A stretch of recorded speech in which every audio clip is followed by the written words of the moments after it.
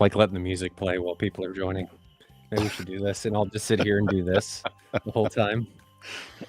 But anyway, good morning, good afternoon, and good evening, ladies and gentlemen. Welcome to another episode of the AV Experience. Jonathan has seen fit to Christmatize this particular stream. If we were anything like the rest of the commercial industry, we would have done this back in September, but we're doing it the week before, so bear with us. We all watched Red 1, which we will talk about here in a little bit, but that was just enough to get us into the Christmas spirit. I actually rather liked it, parts of it, maybe not the whole thing, but we'll talk about that here in a little bit. Gentlemen, how are you as I fade out the music? That wasn't a very good fade. That was a terrible fade. An abrupt stop. But I had it like a millimeter above mute. So I tried and it didn't work. And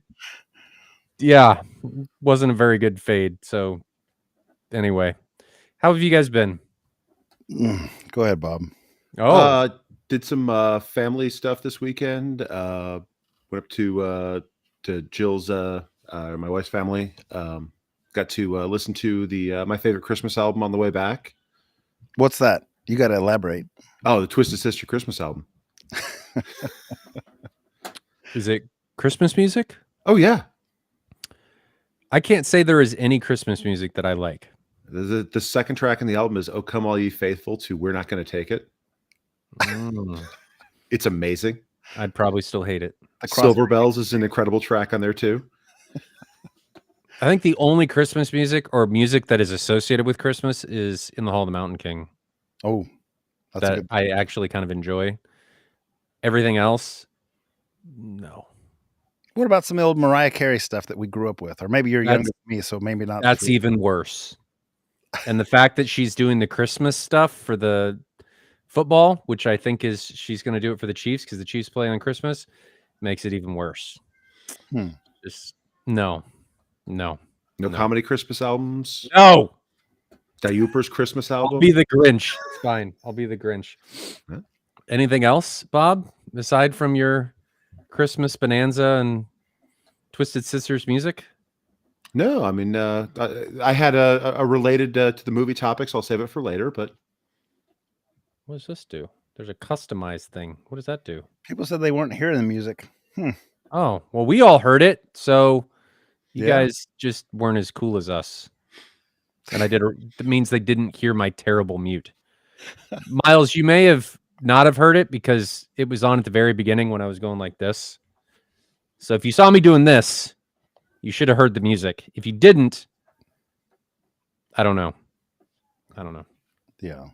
But Jonathan, why did you go? Somebody else go first. Well, I don't have anything that exciting. I played Path of Exile 2 quite a bit this last week because that's a fun game. I see your table saw showed up and you made progress on your subwoofers. Once again, I played Path of Exile 2. I was just judging by the subs still sitting there. I got everything I need to start. So, and I have next week off, so it's starting. This is the last week you will see those there. And if I don't get the boxes done, I'll just move them so that I'm not a liar. But they will be in progress. Because I got the table saw, I got a skill saw, which holy smokes, I got the worm drive one from Craftsman. Mm-hmm. That thing is like heavy. It's got an oil spout to like give it real oil. I mean, it's. Notice how Jonathan is not showing us his right hand. What's that? Or his left. You're not showing us one of your hands. Are you missing one of your hands? Okay. He hasn't used them yet. They're still in the box. And I got my router. What'd you get? Plunge router. You got the skill set? $20 deal. So yeah, I mean, and I got a little Jasper jigsaw to cut the holes perfectly. You went all out on tools. I'm on my way. Yeah, man. Okay, they're all. That's exciting. To Megan's chagrin, they're in the kitchen. I unboxed them and set them all up today. Took in me the like kitchen 2 hours to set up that skill saw because I was reading the manual because I don't know anything about it. In the kitchen. Yeah, in the kitchen. Why in the kitchen? It was a nice bright day around the family. Just casually brought them over from the front door. Is this where you're going to be sawing, cutting, losing limbs in the kitchen? I don't want the dust in the basement. I mean, at least it'll be easy cleanup because you're already in the kitchen. Can you imagine Megan's response if there was all kinds of sawdust being poured out in the kitchen? She'd probably look at you like she's looked at you in the past when you delaminated all of the tile or something along those lines. You just look at her and be like, there's another Captivator in the basement. And I don't know. Oh, and you're going to be mad at me. I know you said we all watched Red One. I only watched a little bit of it. I didn't make it through. My family was watching other Christmas movies when we were together. We watched like Grinch. We watched Cranks, The Christmas with the Cranks. I'm going to watch it. I just haven't finished it. I started it. Reminded you too much of Godzilla, didn't it? No, I didn't hate what I saw. I just didn't make it through. I just hear excuses. Excuses. My daughter thought it was scary. Exile 2 this week. Like, yeah, that's really fun. Okay. What did I do? I don't remember what I did. Uneventful. I watched Red One. So, did anything else happen? No. Who are you asking? I don't know. I'm trying to think. And I feel like if I stare off into space, maybe it'll come back to me. My brain and head is devoid of everything. So maybe if I just look off into nothingness, which is my head is full of, I'll come to some realization, and I didn't. Are you talking about your misadventures this week at all? In the regards to one of your pieces? Are you not holding No, I'm not talking about that. I did I guess I did. I watched Terminator, the 4K version. So, how is that? The thing that I don't like about the old 4K remasters is a lot of times when you remaster them, they look more fake. Yeah. Yes. Which I guess some people like, but I think a lot of that needs to be hidden. And in video especially, it needs to be hidden behind distortion in certain aspects, because you're CGIing stuff, you're trying to make props and things, and if they're not perfect and you do a 4K remaster, you're probably going to notice something. There were a lot of 80s props you noticed anyway. Yeah, but with the remaster, you definitely notice them more. Okay. I don't think it was enough to take me out of the movie. It's still an awesome movie, but it's definitely noticeable if you've watched the movie a few times. And I've noticed that frame interpolation also brings that updated CGI to the forefront, and not in a good way. Like if you're going to have a problem with frame interpolation, it's going to be on that remastered CGI a lot of times. Allows you to see a lot of what they're trying to hide, because for people that don't know, 24p, especially on LED and LCD TVs and DLP to some extent, is very different than film, right? So you've got sample and hold, so it's a frame, and if it's only 24p a second, your brain takes this frame and smears it to move it to this new location, and you get cinematic effect. And with that distortion, you're able to hide things. So when you take that distortion away, which I actually like removing it. I mean, I grew up gaming on higher and higher refresh rates, so I like watching the higher refresh rates. These two guys maybe do or maybe don't, but I do. Yeah. Oh, yeah. And when you do that, you definitely are able to notice more, because you don't have the cinematic effect to hide things. So on older remasters, you can definitely notice, but on things like, I didn't notice any of it on movies like Avatar. But I guess that's because it's a newer remaster and that entire movie is CGI. So yeah, I'm not sure I've watched Avatar since I've had a frame interpolation engine I can stand. Before the LS12000, I never liked any of my equipment, my display equipment that had it. Yeah, I don't have it on at all. So I turned it off on my other previous displays, even previous Epson, like my 5040 UB. It was really artificial looking. But I use it. I use it nonstop on the LS12000, and I haven't watched Avatar. I'll have to check that out. That's interesting. You're still using the AI upscaling on MadVR on that when you watched it too, right? Yeah, it's upscaled and it is frame interpolated using Motion AI. So you definitely notice. Everybody's experience with different frame interpolation is going to be different, but Yep. it does pretty. Mad VR does pretty well. So I watched that. I don't think I watched any other movies this week. No. I think we got let out a spoiler there. What? Avatar's CGI. Oh crap! I thought it was on location in real life. Shot on location in Yeah. Pandora. Yeah. So about the movie, and we're going to get to questions at the end, guys. So if you do have any questions, feel free to drop in chat. We do star them, and we will be happy to answer them after we get through talking about was Red One naughty or nice. I rather enjoyed parts of it. Yep. I think it was a great, and there's going to be spoilers, guys. So if you don't want to hear spoilers, watch this as VOD form and just fast forward this. We'll talk about the movie.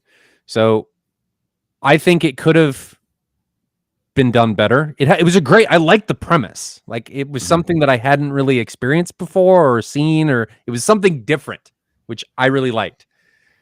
But there were parts that were really cheesy. Yeah. And I think The Rock was not the right person for that. I don't know. I don't know my actors. Who is Santa? Who is the guy that did Santa? What's his name? Do you guys know? Because I don't know. I can look it up real quick. Yeah. Does chat know?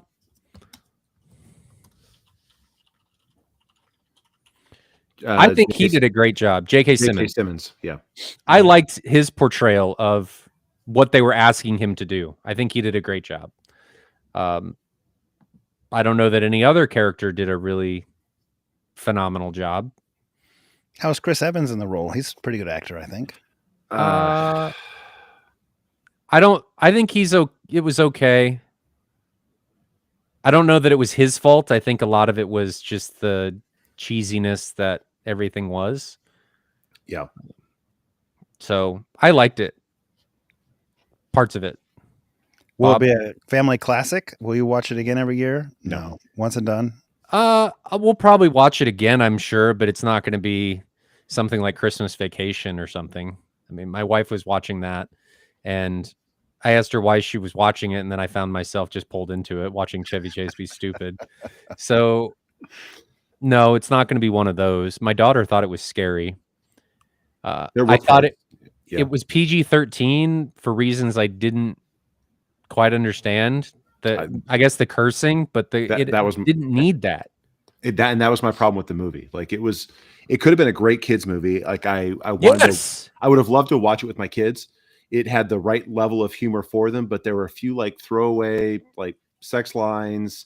The scene on the beach didn't need to be there. You could have toned down a couple of things around like Krampus and knocked the swearing, and it had been a great movie. Yeah. But they wanted to have, I don't know if you want to call it like the tough guy swear lines or something. It didn't need to be there. Well, it's how every rock movie is. They all have those little things in there that don't need to be there. Jumanji 2 was the same way. We watched the first Jumanji. I'm like, oh, this is great. We'll watch this with the kids. I hadn't seen that one in forever. And we started watching the second. We're like, ooh, nope, we're going to watch something different now. My wife said it was like watching Jumanji. It felt very Jumanji when they were with Krampus at his location. That could have just been taken out of Jumanji and then put into this movie. The second one, when they're towards the end in the castle in Jumanji, it could have been the same thing with Krampus. I mean, I liked how they did the sleigh and the reindeer, and that was cool. That was totally different. I liked that.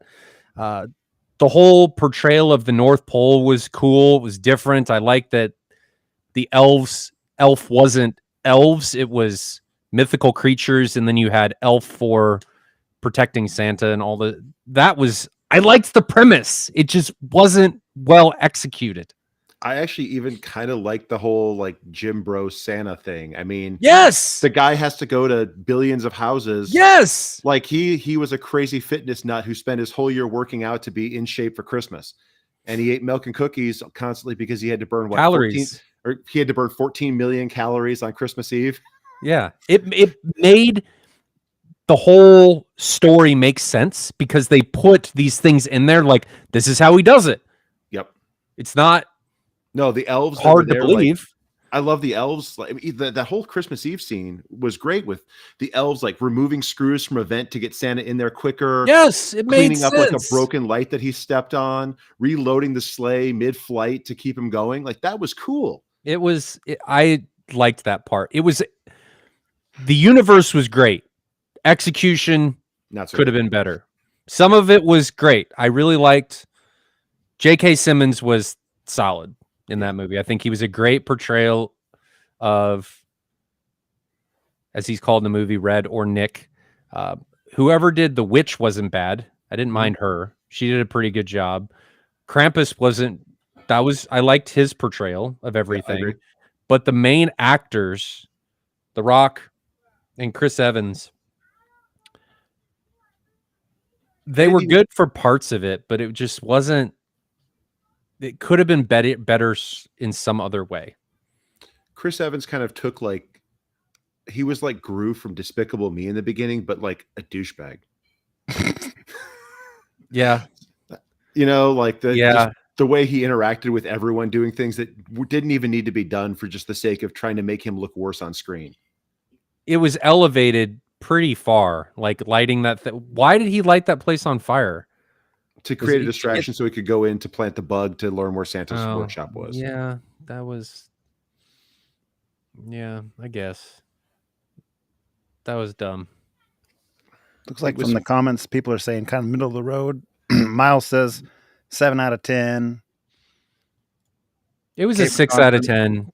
Says 5 out of in the 10. background while you do other things. Yeah, I mean, like I would say it's like a good thing for like, maybe middle school kids to watch.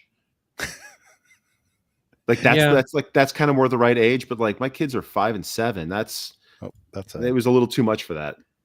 Yeah.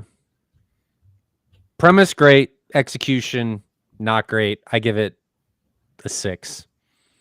Yeah. What'd you think of the sound? I watched it on my soundbar.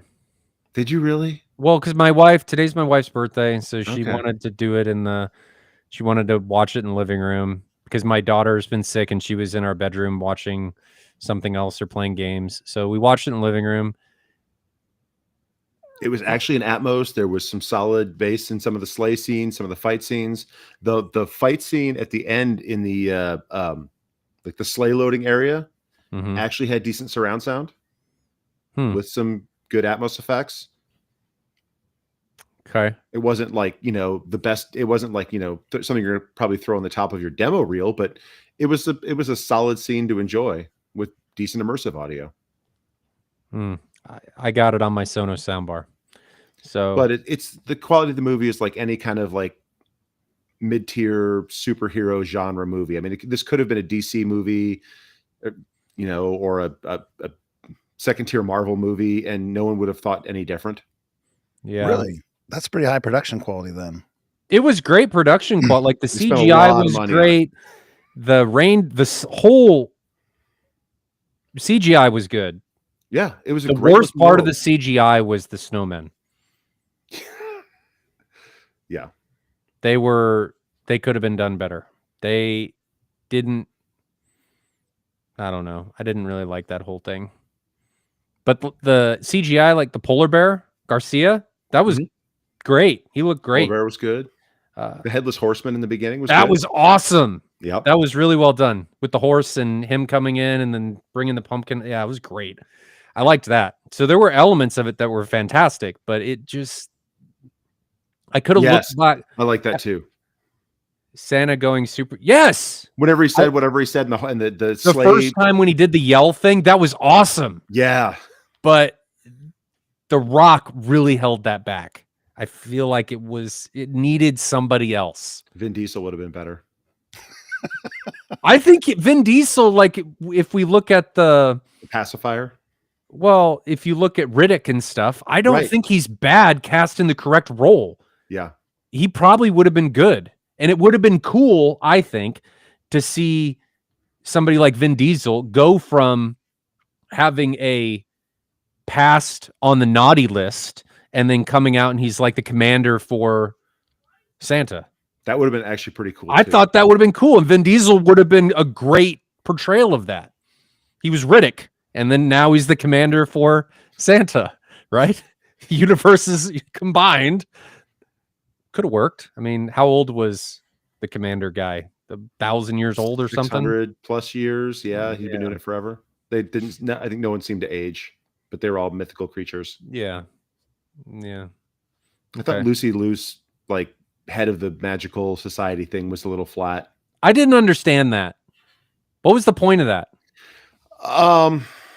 When they introduced her, you were like, who are you? Like, what is this whole premise of anything?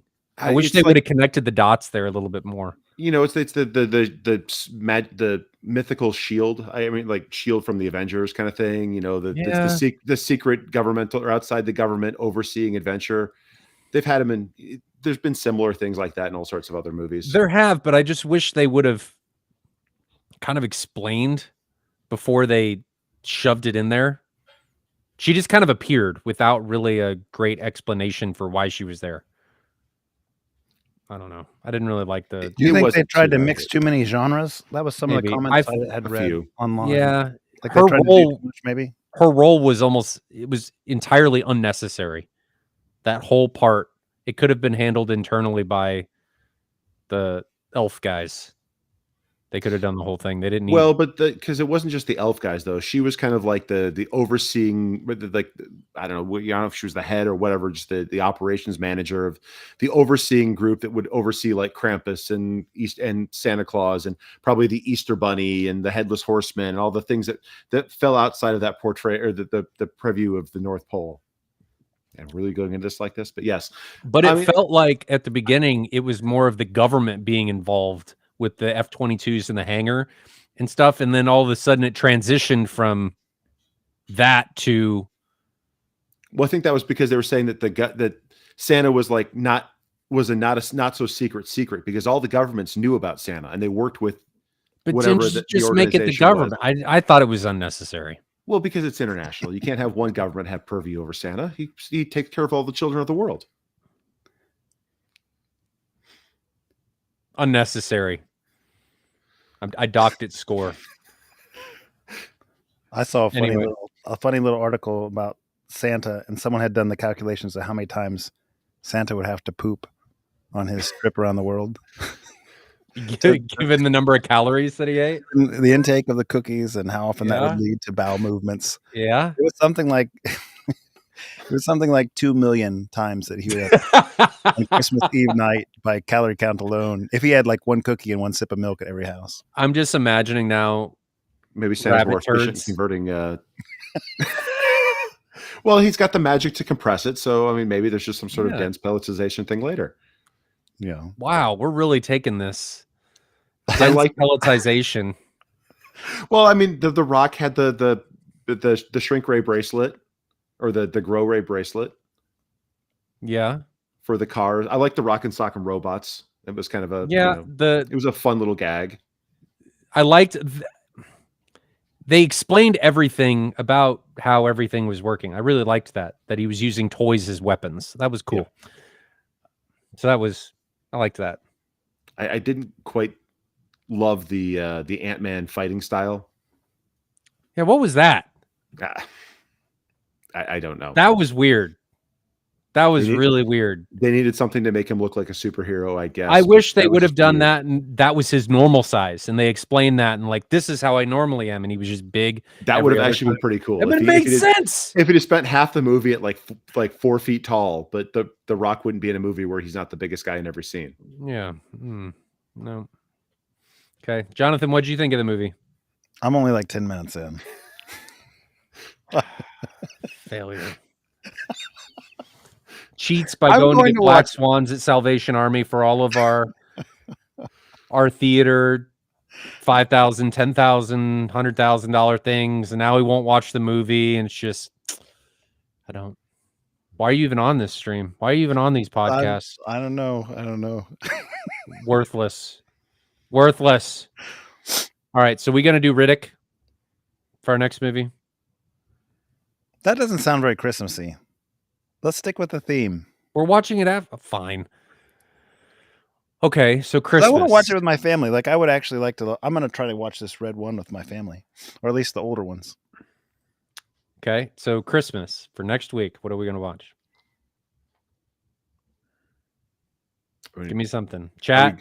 Are we talking good Christmas movie or bad Christmas movie? No, something we haven't seen. Like, what is there anything new? No, Hmm. I don't think so. Well, I mean, other than that, would stuff that would be on the Hallmark Channel. All right, we don't have to stick with Christmas per se, I suppose. I just looked for new Christmas movies, and one of them that came up was Hot Frosty. Hmm. No. I mean, Die Hard is a Christmas movie. New Christmas movies. You're gonna kill me on this. Would you believe I've never seen Die Hard. I've never seen it. You've never seen Die Hard? Some Any the of them? newer ones, but I've never seen the original one. Oh, that's a great movie. Is it though?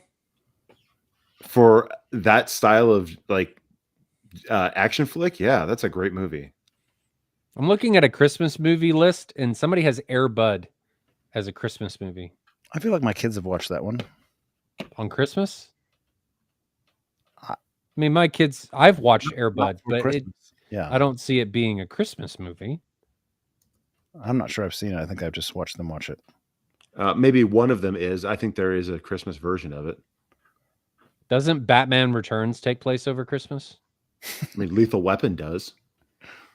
Lethal Weapon is not Batman. Batman Returns. Doesn't that take place over Christmas? The Penguin one with Michelle Pfeiffer? I don't know which one it is. The second one? I think so. I honestly What about don't Christmas Bloody Christmas? It's Christmas Eve, and Tori just wants to get drunk and party, but when a robotic Santa Claus at a nearby toy store goes haywire and begins a rampant killing spree through her small town, she's forced to battle for survival. That sounds horrible. No. It does. I didn't think that was going to be the description. You can watch Santa's Sleigh if you want to go that one. Oh no, thank you. Slay spelled SLAY. Yeah, with Bill Goldberg. Yeah. There's a lot of horror Christmas movies. There are. You know, speaking of horror stuff, have you guys noticed that all those intellectual properties that are kind of coming of that 75 years old or whatever, like Mickey Mouse and Winnie the Pooh, and I think even is there a Popeye or something? There's all these different horror movies with those beloved characters because they're no longer, what is it, copyrighted, I suppose? Well, a lot of times the horror movies are the cheapest to make, so I think it's people just trying to capitalize on free intellectual property. Yeah. You get instant brand recognition, and it's a shock value. Mm-hmm. It's not a world I want to live in. where Mickey Mouse is running around rampaging, killing people. Jingle All the Way is a great movie. Depends on your relationship with Mickey Mouse. Mickey was always kind of like a side character. I always, for me, as a Disney, which is odd because he's the spokesperson. It was always about like Donald and Goofy. Sure. I never liked any of them, really. I'm in a list that's supposedly every Christmas movie ever made. We watched Elf for this last week too. That's one of my favorites. I like Elf. Movie. One of my favorite Christmas movies is The Grinch with Jim Carrey, though. Ernest Saves Christmas is pretty solid too. Ernest, I haven't seen any of those movies, and we watched that one 2 weeks ago, I think. Yeah, we watched that last weekend. We watched Ernest Scared Stupid over Halloween. Mm-hmm. The favorite Christmas movie, though, for me, Home Alone 2. That's more okay. That one is probably Christmas. I was thinking the first one's Thanksgiving more, isn't it? No, they're both Christmas. 2 is the one where he's in the hotel in New York. Mm-hmm. Okay, it's my favorite. Okay, you're right. You're right. Favorite Christmas movie? I don't know. I don't really have a good Christmas one to do. I'm still going. I'm in the L's now, and I haven't had a good suggestion. Chat Violent Night. Oh, they have a lot of suggestions. They're all on horror movies, though. Oliver Twist, if you want to be depressed. What genre are you looking for? Something newer, Kevin. I mean, I like the Santa Claus with the. That's a great one. Who was that? Tim Allen? Tim Allen. Yeah. That was okay. Then they milked that franchise and just kept going. That was the problem. I'm in the O's now. Paul Blart Mall Cop is a Christmas movie? I don't think Really? so. Not that I don't think remember. so. Christmas Story was a classic. Scrooged. I've seen that in a Christmas while. Story. It's so boring. You'll shoot your eye out, kid. We always kind of like to watch that Muppet Christmas Carol, the Charles Dickens Yeah, that's a story great with one. the Muppets. That's a fun one. Still going. Did they film? Why did Home Alone always look so good? I don't know. Adam asks, Ryan, do you empathize with the Grinch being misunderstood? Maybe. Just When we staring at watched the somebody Grinch this week, emotionlessly. they watched the cartoon version. I asked Megan, like, why are you guys watching the cartoon version instead of the Jim Carrey one? She said she didn't like the Jim Carrey one. So The cartoon I'm was on a both sides. classic. Which cartoon one, though? The 70s one or something. yeah, I think there's even an older one. Is Isn't it 60s? 50s or 60s? We watched the 50s or second one. 60s? And Jonathan, you remember the last time we watched that at a get together? Yes, we were watching the snowflakes fall and frame it. For impersonation on the snowflakes. Yep. We were comparing the JVC versus the Epson's frame interpolation, and well, that was one that came across because that kind of has a weird cadence. Like I don't know if it's a natural. It's because it's animated at a lower frame rate. So yeah, the snowflakes move Not quite. very smoothly on the LS12000. Yeah, not quite smooth if you're at 24 frames per second, but if you have frame interpolation, it does okay. I got nothing for Christmas movies here. I've tried going through them. I got nothing. Home Alone 3 is his favorite out of the 3 shows. It says. What? Hmm. It's I don't blasphemy. remember the third. Do you know that there's is Home Alone 3 still with Coley McCulkin? I can't even remember which No. one that one is. Is that the No. one that's more modern and like the kid brother is a cop? Actually, that's kind of a fun one. Our family likes that one. I'm not sure favorite, but it's not terrible. I'm going to leave the stream. You don't like it at all? No. It's blasphemous. I thought it was fun. After the stream, I'm going to go watch Home Alone 2. Hmm. My daughter loves it. My favorite scene is where the guy's washing his hands and gets electrocuted. The whole thing is hilarious. I will lose it during that whole thing. Just That one's classic. Wonderful Life. excellent. No, That's good. it's boring. I need to be stimulated. On the topic of home theater stuff, which is what we should be doing, what is frame interpolation? How well blends frames? Yeah, Ryan was kind of talking about it earlier. So it's basically creating frames where there aren't frames and making a smoother progression between two frames that are mixed. So the engines work different ways as far as how many frames they create or how they work, especially. But it's basically trying to smooth the differences out between two still frames. So let's start with why it's important. We're going to rehash kind of what I talked about earlier. Think about frame projection. This is what a lot of people romanticize about, and I think this is why it's an unattainable goal unless you have a film projector. So think about a reel of film. What's it doing in front of a film projector? It's an image with a black frame, then an image, and it's coming in front of a light element, right? So it's fading in, fading out, black frame, which is kind of like a forced blink. No, because Fading, they have fading you're out. reading about the shutter on a projection camera. So it's full frame burst, then black frame burst because the shutter closes. Yeah, okay. You got the shutter. Then you go to CRT. What does CRT do? It draws in. So it kind of fades, then it draws in. What does plasma do? It pulses. It's not instantaneous. And people love plasma because of its motion. What does LCD and LED do? And kind of DLP, but it's a little bit different. They do sample and hold. It's kind of like a flip book. It's this, then this, then this, then this, then this, then this. There is no fade. It's an instantaneous transition from one frame to the next. Why is this important? It's called sample and hold. Why is it important? Well, because people have what's called persistence of vision. Mhm.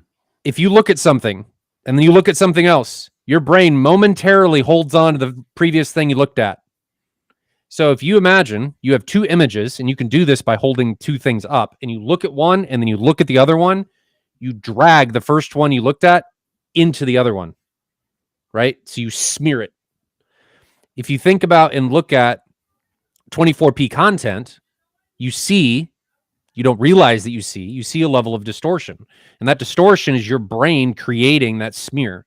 If you pause on a specific frame, there is no distortion. It's one image, then another image. Unless sometimes they're blurred a little bit. Sometimes there I can is tell. motion blur. It depends on what the cinematographer did and what the display is doing. But a lot of times it's this image, then this image. It's just stills. And we're just playing them back at a certain frame rate. So motion interpolation attempts to fill this gap. Imagine this is the 24p gap between this item and this item. They're actually like this, but let's say they're like this.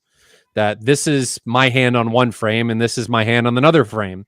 Your motion interpolation is going to attempt to give you a hand here, here, here, here, here, however many times is necessary in a particular frame, or frame rate, I should say.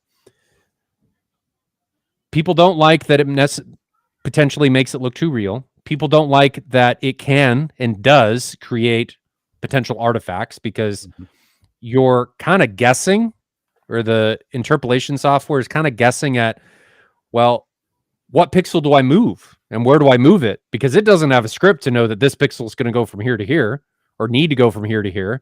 It's Right. going to look at a pixel here and a pixel here and see what pixel is closest to where this one originally was, right? And then it's going to try and fill that gap in. And sometimes it gets it wrong. And that's where you start getting artifacts and other things that people don't like. What was I the think- big one that that showed real big frame interpolation issues? It was was that Dragon from Sunshi, Oh, I don't know. Are you talking about a movie? from a movie clip, yeah, that showed really bad like tearing and frame interpolation issues. I think it was that dragon that was flying around in Sunshi towards the end. I don't know about that.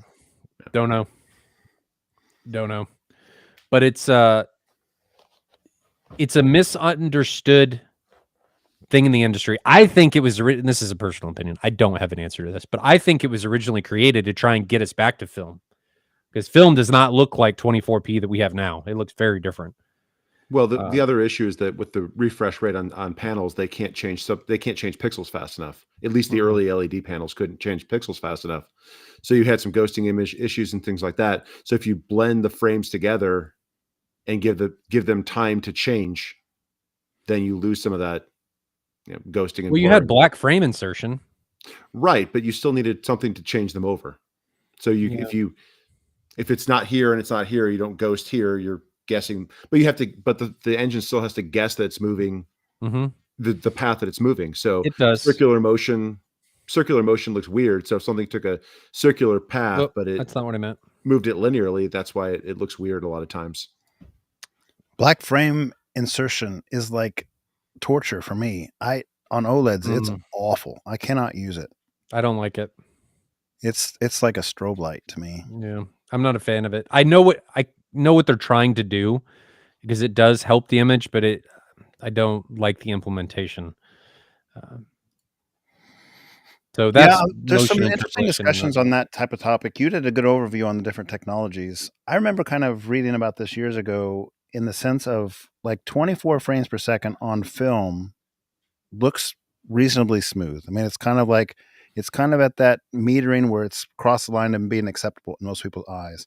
It's the 24 frames per second on a digital image, like a computer game, is terrible. Not and good. the reason that I've read on that is because film does blur the image just a little bit and makes your eye be able to process it and see the difference. The translations blend together a little bit better when it's blurred.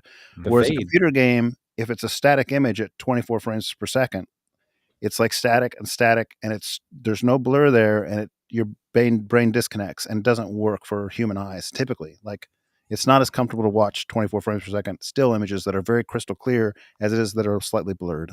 I think we're all comfortable, I think, with 24p. Standards should change at this point. I think so, but a lot of people are comfortable with 24p because that's what they've always known. And as we Yes. talk about with projectors and any type of display, doing audio comparisons and stuff, it is very difficult to notice any of this stuff unless you do a direct A/B comparison. Mhm. You won't notice. Like you have no comparative baseline to say this is how it looks here and this is how I can make it look. You may think like, oh, this will look better if I give more frames or worse, but your brain doesn't know. We can't process this. We're a lot dumber than we think we are. We can't think a lot of times out of the box, or I don't know what the word I'm looking for because I'm dumber than I think I am. We can't think of this stuff unless we do a direct A/B comparison. We do this all the time for Mad VR, and it's once people see it, there's no going back because you see a smooth motion interpolated image. And once you see that compared to a native 24p right next to it, the 24p looks horrifically distorted. But as soon as you take away the smooth one, it goes back to like, oh, well, it doesn't look as bad. And then as soon as you bring it back, oh, well, it looks awful. Yeah, I, not having watched it for a very long time and then saw a lot of bad frame interpolation engines, it was always easy to say, well, I don't like any of these. Then you see a good one and you're like, man, I really miss the way this looks. Now I kind of want this back again. And there haven't been a lot of good ones, but now they're getting a lot better. The JVC doesn't do a good job. The new Epson, I mean, I really liked it in the QB1000. It did a great job. I mean, that when we saw those next together was I think the biggest difference between those two projectors was just how unobtrusive and how smooth it made everything look. Jonathan, do you know the answer to this? Is frame interpolation turned off, unusable by default on the Epson 5040 when 4K is on? Yeah, you can't do 4K and frame interpolation on the 5040 UB. Right. It doesn't have the processing power to do it. So, we've talked about it has to kind of draw those different frames in, and it has to move the pixels and have the calculation power to figure out where those pixels should go and still do it in a reasonable amount of time for latency considerations. And the 5040 didn't have the processing power to do it. Yeah, some of those modern ones do, like the LS12000 does, the QB1000 does, the newer JVCs do. What their own engines, they're not all the same. Certainly, they're not all the same. Frame interpolation is different per company, per chip, per implementation. So, Bob, this MW is bringing up what you said when you didn't like certain motion interpolations, where the Hobbit movies were a high frame rate and people hated them. Soap opera effect. I haven't watched those movies in a while, and I would be curious to see how that looks on a more modern display that's capable of handling the high refresh rates with better technology, because it might have been more of an issue of the displays that they were being shown on than the actual fact that it shot at 60 frames per second. Maybe, or it's that people have been watching 24p virtually their entire life and for years on LED and LCD. Yeah. And if you don't give yourself time to adjust and you don't provide yourself a comparative A/B baseline to see what's going on, you're probably going to hate it because it's different. It's jarring. Yeah. Why do you think they didn't just juice 60 instead of 48 for that movie? Why wouldn't they have just filmed it in 60 frames per second? Do you know the answer to that? I don't think I've ever read. I don't have an answer for why they did that. It might have been some sort of frame doubling thing based upon the equipment they had. Potentially one of the reasons is a lot of displays don't support 48. Yeah, I mean that's the kind of the curiosity, because most displays, maybe not at that time, but most displays certainly supported 60 for a lot of years. 60 is a more natural landing place because it would be usable at home. Like displays still don't do 48. Well, and I kind of wonder if maybe the reason people hate it isn't because of how I initially took that question. Maybe I'm wrong how I'm taking this MW. Is maybe people didn't hate it in the theater, but they hated it watching it at home. And I wonder if they hated it watching it at home because it was shot in 48 and they took it to 60, and that would be bad. You would have all different kinds of motion artifacting and stuff. Or pulled it to 30 or 24, whatever your display was on. Whatever it was, and that would be bad. Yeah. And since a lot of home displays don't support 48, I could imagine that occurring. Because you need something that does 240? It might have been also that The Hobbit was such a bad movie that people were rebelling at the movie and coinciding to the 48 frames per second. Those were really bad. And it's such a shame because that The It's 'cause Hobbit they tried movies to are some milk of my it. absolute favorites. They I'm tried not to the milk Hobbit, it the into Lord of too the many Rings. movies again, though. They Hmm? are. They They're tried to going- milk it into too many movies. They did. It wasn't that long. I mean, it was a short book. Yes. That really bothered me. There were some good aspects of it, like the meeting of Smog is phenomenal. That Mhm. whole scene is awesome. Mm-hmm. How they did that, but really the rest of all three movies was just bad. Just bad. I liked 5 minutes and hated 4 hours, 5 hours, 6 hours, or whatever it was. Not great. I mean, the whole third movie was like terrible. Speaking of Lord of the Rings, because we talked about 4K remasters, what did you guys think about the Lord of the Rings 4K remaster? I like it a lot. I Visually, don't know if I've seen it. do you like it a lot visually? Yeah, I mean, I've enjoyed it. We have it. We watched a little bit of it. Maybe the first movie or two out of the set. It looks good. Does it? I think so. I know. I think it looks fake. There's some people that say that it has problems. I didn't notice problems when we watched it. I bought it in Black Friday this year, and I think we watched the first movie or first movie and a half or something out of it. Looked great. Sounded great. Atmos now. Sound is fantastic in the remaster. It's awesome. I don't really care for the visuals though. I think they were saying then some of the reviews were saying the colors were off, or they didn't remaster it quite right, or maybe it was using instead of the film, it was using the 1080p upscaled or something. There was some controversy. It's been a little while since I read about it, but what I saw, I liked.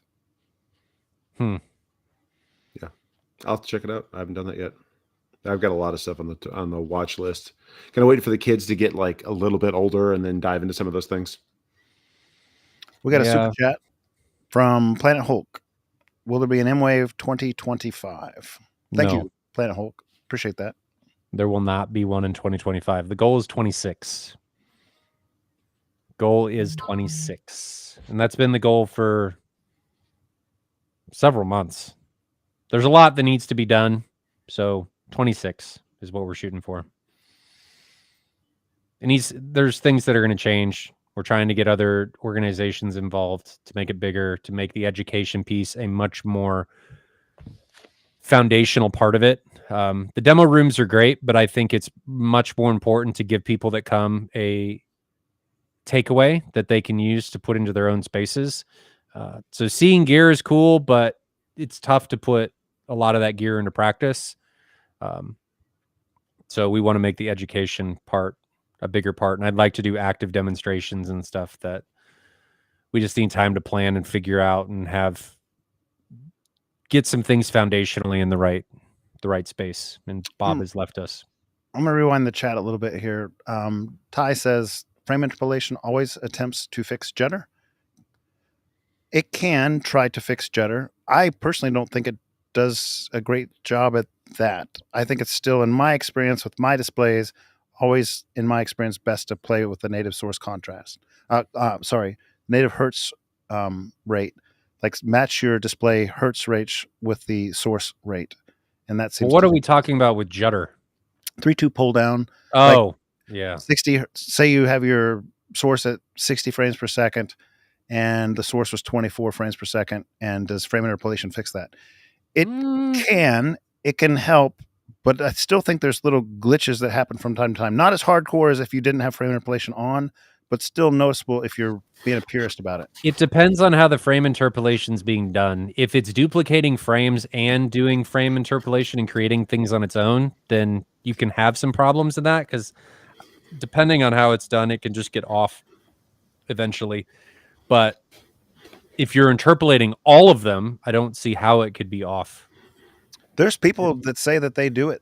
I mean, especially with like the Epsons, because they have kind of a long HDMI sync time, like 5 to 7 seconds. It's a little bit longer than JVC by 2 or 3 seconds. There's people that just set their projector to 60 hertz and never move it and use frame interpolation. I personally don't like doing that. It probably depends on how much you care about that or how much you are going to notice stuff like that. I notice those little issues from time to time with the frame. I think it would depend more on how the frame interpolation is being done and what its limitations are. I don't know how Epson's doing it. So, do you with your Mad VR? Do you just let it run at 60 frames per second all the time, or do you let it? You don't switch it? Normally, I'd like to run it at 120, but I don't have Mirage for the Christie, so I Kind can't of run it frustrating with a 120. lot of the consumer devices. They don't have that capability yet. Like the Apple TV 4K, Mhm. it has HDMI 2.1, but it only runs at 60 frames per second. Like they didn't implement the chipset to do the 120. hertz. Well, I think you would need some. I'm hoping yeah. the next Apple TV has it, but this one certainly does not because I've looked Yeah. into that. I think the Xbox, when you set it into 120 or 4K 120, just sits at 4K 120 frame doubles everything, so it never actually changes its resolution. Have you played with that to see if it increases or helps you with frame manipulation things? I mean, does it look nice or does it change the way the cadence is for frame rate? So I generally use it. I leave it that way most of the time. That's why I had to get the Vroom to bypass audio. But the only issues that I ever really have with that, honestly, are streaming related issues. Mm-hmm. I mean, but that kind of goes back to that whole reason where we're not using 60 frames per second. All that stuff is bandwidth issues. I mean, with everyone streaming these days, and not just streaming one thing. I mean, look, 10 years ago, everyone was watching the same thing in the house at the same time. Now you've got one kid watching one thing on a tablet, kid watching another one on a different tablet. You're streaming 6 different movies or 4 different movies at a time. The bandwidth starts gobbling up. Disney can't even keep up with half their stuff these days. Any new release, I get pretty bad frame loss, and I get bitrate loss. You're making me think about the Mike Tyson fight on Netflix. Exactly. But there you go. The same thing. I mean, think about how many of these streamers that have tried to get these big exclusive events and have run out of bandwidth. Yeah. Supposedly, the speaking of Christmas 100 Day games are going to be football games are going to be on Netflix. Speaking of 120 hertz, I really hope that they do release that in some of these next generation streamers that come out in the next year or two, because the advantage there, for those of you who have not considered this or don't know about it, is that all the multiples of the common frame rates, like 24, 30, 60, they're evenly divisible into 120. Right. So that little HDMI switch, when you're matching the source frame rate, doesn't have to happen anymore. You Well, lock onto 120 that hertz. part of it doesn't have to happen. It depends on if any other part is changing. Color space would be one. Color space, chroma, bit depth, all that stuff. If that changes, you're still going to have a negotiation, but you remove part of it in a big part of it. Big part of it. So it does help. I'm just simply saying that there's other parts that change, so the negotiation may not fully go away. But there's been a lot of TVs that have done that in the past. They've kept those multiple refresh rate, multiple of kind of standard refresh rates. With Probably only with their internal apps then, because how are they, unless they're doing it from home theater PC, there's no streamers that I'm aware of that do 120 hertz. Well, internally though, I mean, as far as panel refresh rates, I looked, the last generation of plasmas what were the last generation Panasonics? Were they 480 hertz or were they 600? 600. 480 was the generation before that, right? I think so. But they were still be able to, out the panel rate at least, hit all of the common frame rates with multiples. I am more worried about what kind of hell that is going to create for me. There's already enough HDMI issues, and now we're going to introduce all the streamers with HDMI 2.1. It's just going to, the industry is just going to have more of. Well, we have a new HDMI standard, Ryan, right around the corner. Yeah. HDMI 2.2. It'll make it all better. It won't cause a single problem. Everything will just seem. I like how in everything that I've read about it, not once does it ever say, we're going to fix the problems that already exist. It's always, we're going to add more, and we're going to do this, and we're going to do this. And it's, my head when I saw that was about exploded. I don't know what they need out of it. I don't know. You get what else do you need? 60 out of. You get AK6444 out of 2.1, don't you? 4.2 or 4.20 even, I think, depending on if you're talking 38. You could 40. maybe with DSC. No, it's up to 42 gigabit, not the 38 one that everyone supports.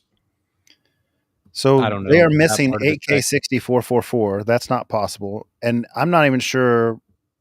I don't think 48 supports 444, but only at the 48 gigabit per second bandwidth. And none of the receivers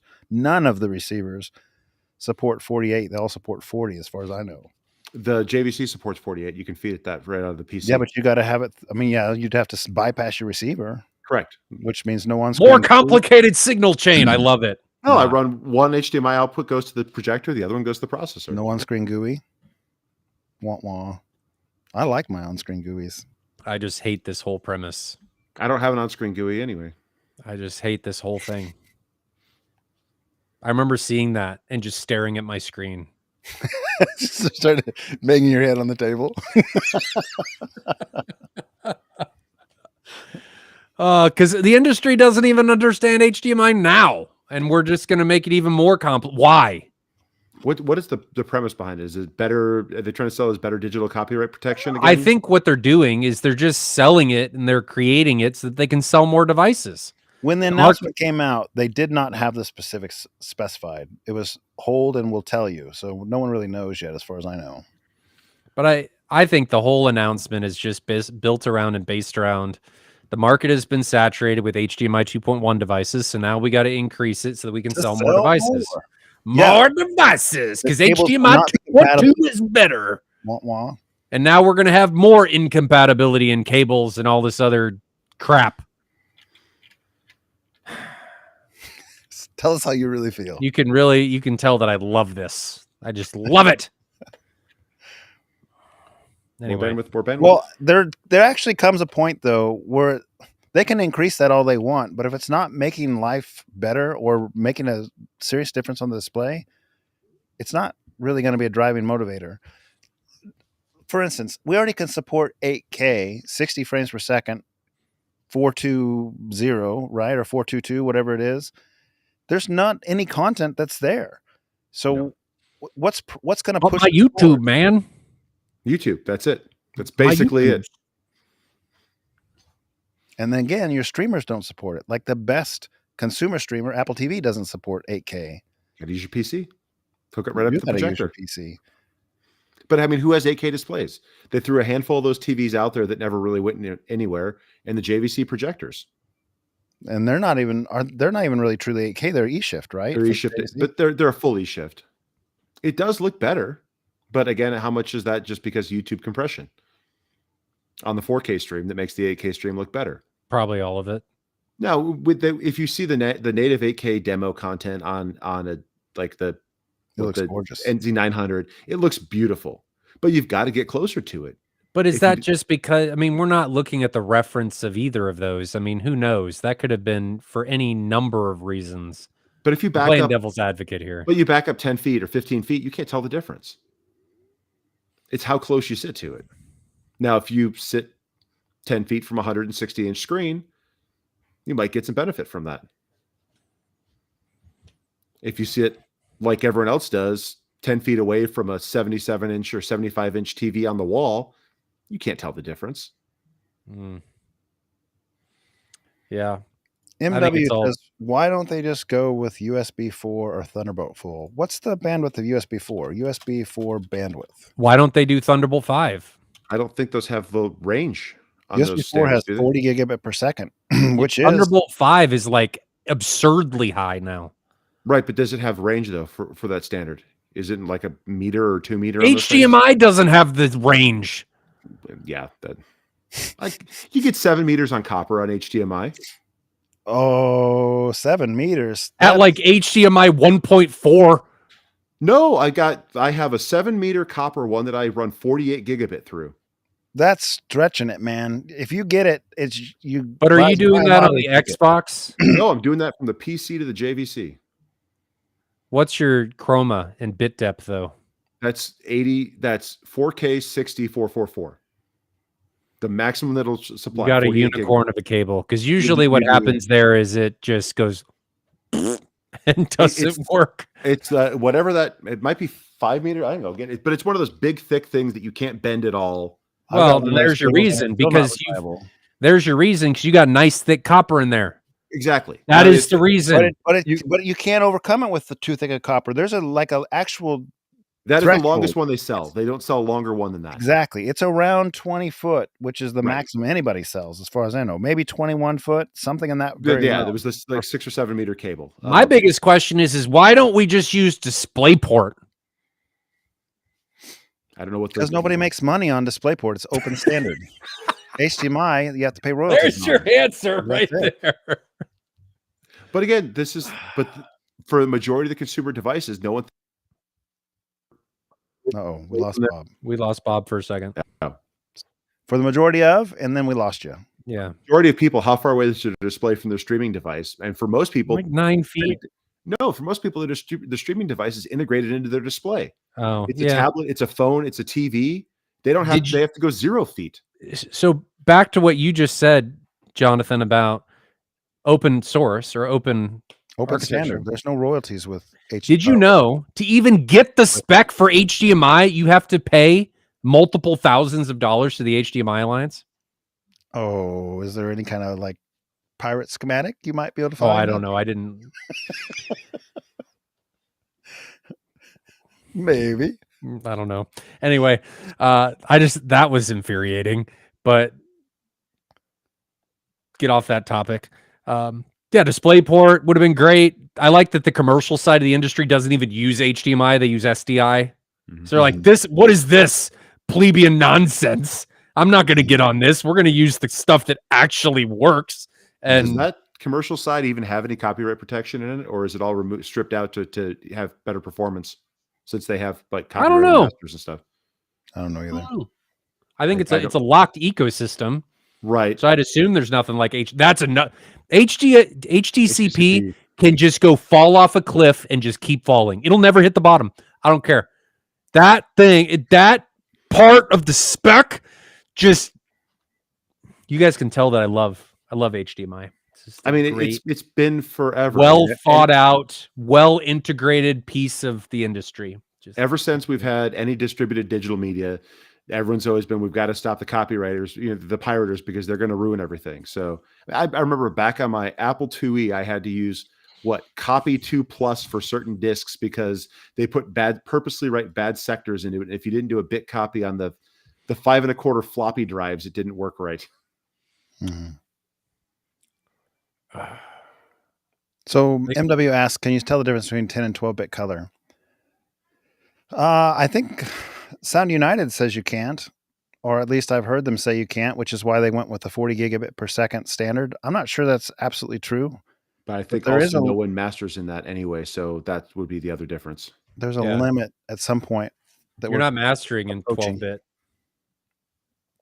But the only way you're going to get 42210. I think so. The only way you're going to get the content like that is you'd have to watch rendered local content probably and try different bit depths and see if you can see a difference. But then it's going to just depend upon what the then it also depends on how good your dithering is. If you got really good dithering, if it gets low enough, it doesn't matter. You're not going to see it. Remember what I said about us being dumb? If you don't know and you have no comparative reference point, how do you know? And the ignorance is bliss, man. If you're not playing them both at the same time on two separate, equally calibrated monitors right next to each other, you're going to say, I thought this one looked better because it had a not higher number, just because that's the way your confirmation bias is going to work. Or you're going to say it doesn't because I can't tell.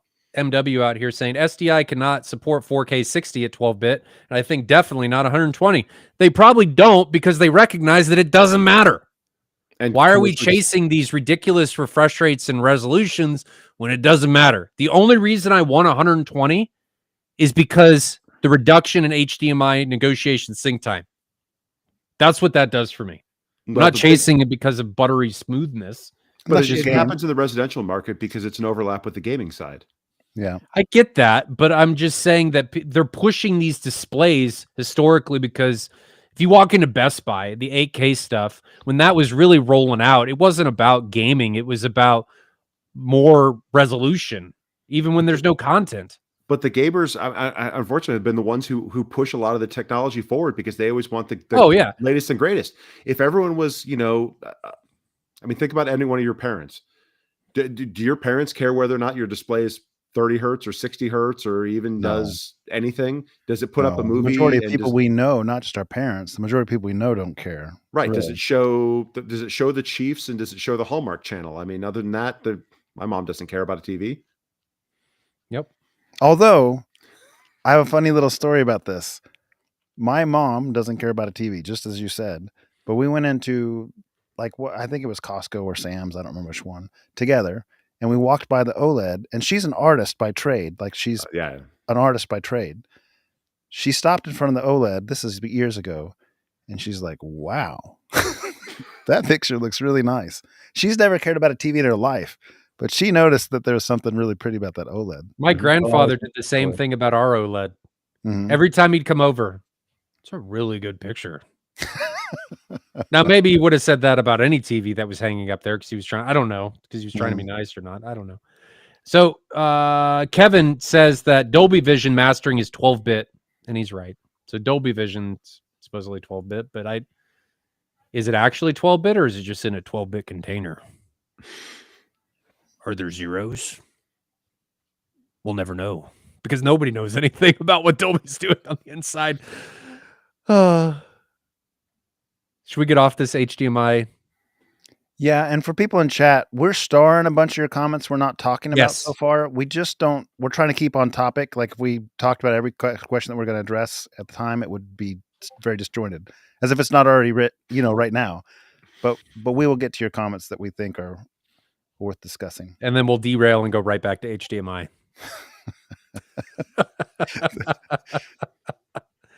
All right, so on the HDMI thing, what is your guys' refresh rate on your PC monitor? Is 120. anybody under 120? It's 120. Mine's 120. My PC monitor upstairs might be so old it might only be 60 hertz. Can we kick Bob off? I think I've told you I still need two of those 40-inch LG OLEDs to replace them, but You got to wait for the 5 series now. that's They're probably right around the corner. that's what I'm waiting for, and then I'm probably good to go. I need to definitely up those. There's no going back once you get used to it. And I think it's the same thing with frame interpolation. There's no going back once you get used to it because your brain gets used to it and then you see all of this as you watch something and it gets really annoying. Especially with streaming, and it's been really bugging me a lot lately. On The latest Star Wars stuff and Marvel stuff, the latest Disney Plus content's been really bad on juddery motion.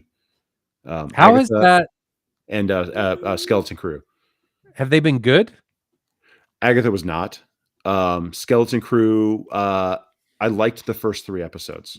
I thought episode 4 was a really bad filler episode. Okay. I haven't watched any of them. It's the Goonies in space. Oh. So, I mean, it's kind of that thing. It mixed the Goonies with Treasure Planet. Do you remember that movie? Yes. Yes. The space I version like of Treasure Island. Planet. I love Treasure Planet. Wait That's a a minute. great Am I movie. thinking of the same movie you are? Is that a pirate movie? Treasure Planet is Treasure Island animated. Oh, it's not what I'm thinking of. No, it's where really good. The doctor's like a dog, and the captain is a cat, a cat person. You're probably No. thinking of shoot. No, that's It was not what I around that thinking same of. time. It was another space one where they were fighting these like energy aliens, and they were trying to find a ship that was like a planet generating torpedo, kind of like from Star Trek 2. I That's can't a think I don't know of premise. that one is either. what was that movie called? It was really good. Titan AE. Wait a minute. I Oh. know Titan AE. I agree with you. That is a really good movie. It's Yeah. enjoyable. That's another one of those like animated ones that people kind of missed over or glossed over. That's a great movie. Hmm. I'm gonna head into the comments here. Last week, Bob mentioned the PSA sealed sub. Did you? I don't remember you mentioning a sealed sub from PSA. Yeah, I had used PSA subs for a price point and not having to do DIY for the build. Think of the PSA. What do you guys think of the PSA 1813M, S1813M? I'd have I to got see what drivers are in it. I don't know anything about it. We're going to take a look at it though together. As far as I know, PSA uses just BNC Pro Audio drivers, and there's a few variety of them. Not sure which one's in that one. But I would just be careful in saying that because a lot of times companies will use those drivers, but they may be tweaked for what they need. Or they actually just off-the-shelf BNCs for them. Did this pull up the screen share? It Yep. says contains a single 18-inch neodymium subwoofer driver from BNC in Italy, developed exclusively for PSA. So they're Yeah. not off-the-shelf ones, but they are a Yeah. BNC made pro audio-ish driver, probably slightly tweaked. I don't know what they do to it. So what are we looking at here? Just taking a look at it to see what we think. Give a first glance, first blush review. Is this new? Sounds like it. Performance coming soon. No performance numbers. They don't have specs, I think, on performance specs on most of their stuff, I don't think. Well, look at other 18 and let's see where we can get a. Usually they're close, even if they're new. PSA has a fairly good reputation. I wish they had sent their stuff to the database back in the day. I'm not sure that they really did. They use like the iPal driver in one of their 21s. They've got a couple of the pro audio adjacent drivers or pro audio drivers in them. It's got a couple 1,000-watt amplifier, ice power on it. Like we've already talked about, the driver's a good driver, good decent driver. Is this a probably be ported or fine. sealed box? Looks sealed. That one's sealed. So he says the frequency response is down to 17. If I just saw that. Yeah, but at what fall off and what? Oh, I size agree. room and all that kind of stuff. I totally They'll agree. drop hard if they're based on a pro audio driver. I mean, all of them do. He said plus or minus 3 dB right next to that. So the F3 would be 17. 98 dB sensitivity. That thing's going to have quite a bit of output just by that sensitivity rating. Well, that would make sense for a sealed cabinet being. Not really. I mean, a lot of like your big thick surround ones that are made for low excursion or high excursion, they'll be low 90s. I meant the 80s. 17 hertz, if that's where he's saying his fall off is. But I guess that's pretty normal for a sealed sub. I can't say anything about that. That's not abnormal. Here's your free response you're talking about. 17 to 200 hertz anechoic plus or minus 3 dB. In-room extension all the way down to 7 hertz. But again, as we've talked about many podcasts, that's very much room dependent, placement specific, boundary gain specific, like all kinds of things. That is not a guaranteed type. And SPL could be good. Does it have a price point yet? $1,550. Dang. Oh, my kids are doing upstairs. You guys hear that hammering? Someone's hammering in the kitchen. They're making cabinets for your subs since you didn't get around to doing it. Yeah. They're using my new You're gonna hear the worm drive spool up here in just a minute. That's real funny. Okay. Keep an eye on it, man. Watch and see what the reviews come out and say. $1,600 for an 18-inch driver with 2,000-watt amp. Mm-hmm. It's pretty good. I like that. Palindrome guy says, "Hey, when are you showing off your theater in a real showcase?" I just did that. You did. There's like an 8-hour video on it, and the majority of the feedback was it was bad. No, it wasn't. I'm just kidding. It wasn't bad. Everybody thought it was bad because we were talking about some projector for a while, and that got a lot of it. But no, we did that. Mad VR experience Beginning of this month, didn't we? Yeah. Beginning of December? No. Was it? Yeah. Yeah. That seems like a lot longer ago, doesn't it? With all the Valerian drama. That seems like a lot longer. Wasn't it 3 weeks ago? Or was it the beginning of November? No, it was.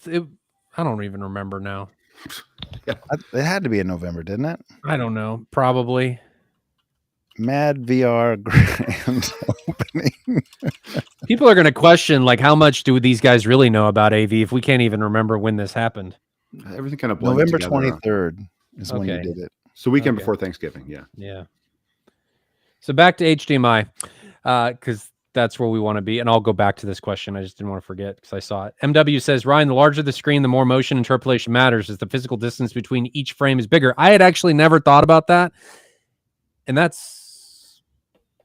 I could definitely see that. think about sports, right? Bob and Jonathan, if you're watching sports and you watch them on a small TV, they look typically a lot better. You put them on a projector and you can see all the compression artifacts and all this other stuff from the fast movement, and it is bad. And I think he brings up a really good point that when you get them on a bigger screen, you see the jump from one position to another, and it is much easier to notice all of those negative aspects of that image. That's a great point. I never thought about that for some reason. But back to the MadVR Experience Center. We haven't done a video on it. Storm asked me to do I don't even know what to call it, like a room tour for them. I'm going to do something with AVS. It needs to be submitted to Cedia. There's a lot of things that'll come. I'm waiting on a new lens and a wide angle lens to do some video in there because it's 14 by 14 for what people see. So I need a wide angle to make it a little more approachable with video. So it'll be coming, the video side, but we already did an event. And for anybody that's watching and you guys want to come out, the room's always open. I'll even put you up for the night if you come in. We're the weird Kansas Cityans that aren't afraid of strangers and don't yell stranger danger. But if you have any interest, room's always open. Just shoot me a message, shoot me an email, text me, and we can get that going. Maybe we'll drop by Bob or Jonathan's unannounced. Okay, so here's the next question. What size do you recommend to build a dedicated theater room with 2 rows of 3 seats? I will have a 30 by 50 area. Nice. Wow. On the second floor to split up between storage, game room, and theater. Depends on on the how much second floor? Ooh. That's a big room on a second story. Might be over garage.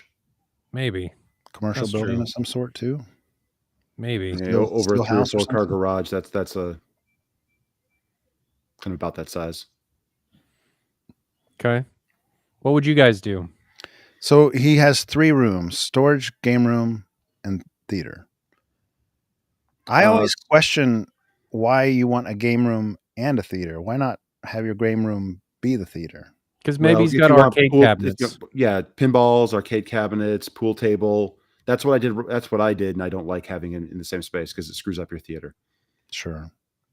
I was just for, thinking a place to play games. Like, for that size, though, I mean, a 20 by 30. Is 30 going to get you enough 1 to by get? 30 is a nice size room. That's pretty similar to mine. Yeah. So I mean, because I wouldn't want to be narrower than 15 feet for sure. Mine's then you're a gonna little smaller than that. By the time you add if you have a acoustic transparent screen and you have a Right. bathroom wall, You're losing 4 to 5 feet up front. yeah. By the time if you do any acoustic treatments or cleanup work around the side, you could lose a foot or 2 on each side. You need to have aisle space to walk around, Mm-hmm. especially with multiple rows of seats. And then you don't want to have the back row. If you can create space between the back row seats and the back wall, I mean, it's make the back row even better. If they're up against the back wall, then they're just not going to be your seats. It depends on how much you're going to prioritize the other ones. But 20 by 30 should give you a good size space. I like that. You can throw your room dimensions into Amrock. I think it's Amrock, or one of those other softwares that will give you a room mode breakdown, which will help you on your acoustic start too, to find out if the room dimensions you're choosing are going to be at a particularly bad spot from acoustic standpoint. Yeah.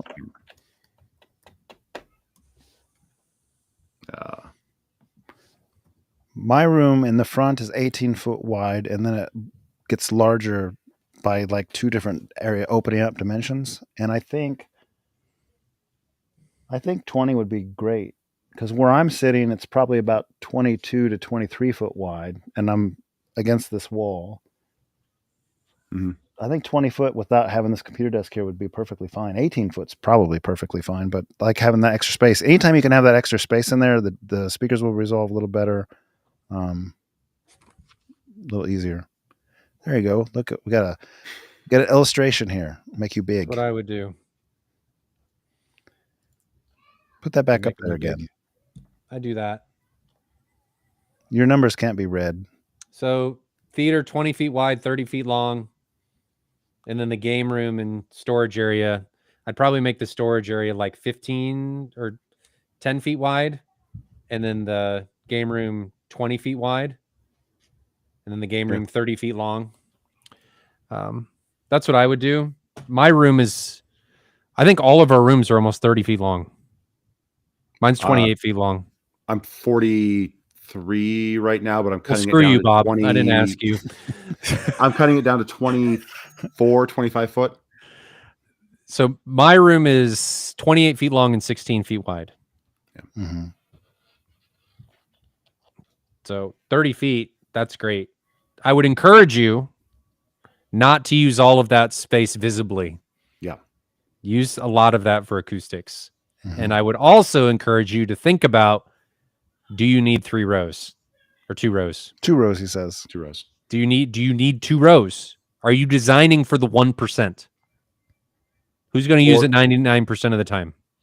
If you have enough people that are going to use it regularly, that's Yes, not bad. I agree. But if you're going to have it as a secondary row, design it for the primary row with the secondary row being in the space behind the first row that's still in the room. Don't optimize it acoustically. Put one couch in there and then use bean bags and some type of other augmented seating. Like, don't design for the people that are never going to be there, and don't design for the people that don't care. You can do the bar type thing behind the couch too with seats, but then you get surface reflections off of it. Yeah. Use the room. Use it if you got space for acoustics. Don't think you need to eat it up all visibly. I did that in the last theater that I had for the showroom, and it wasn't a smart decision. It is much better now. And visible space in that room is only 14 feet long. 14 feet of it's eaten up by acoustics. Not ideal, but I think if you're after performance, that's where you need to go. I'll let you answer this one, Ryan. The Ascendo 6 and 10 seem to roll off at 100 hertz. Do you ever issues crossing them over at that? Crossing them over that high? I used the 10s for a while. I had them hooked up for about a month. I think I crossed them over around 115, 120 hertz. Didn't have any issues with that. Jonathan, but I was using co-located subs for them. Jonathan, your crossover is quite high too, isn't it? I use a 90. I prefer it subjectively in here. It matches well in my system. I like that. I think a lot of speakers actually struggle with low end performance. It's a compromise through a lot of DSP and stuff with the crossover and whatever else they're doing. And it's not, in my opinion, natural for drivers like that to get as low as they do in a lot of these measurements.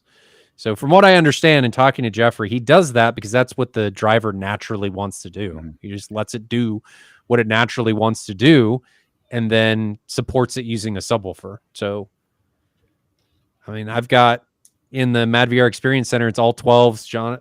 Bob's had the 10s at his place. He's had the 12s at his place. Yeah.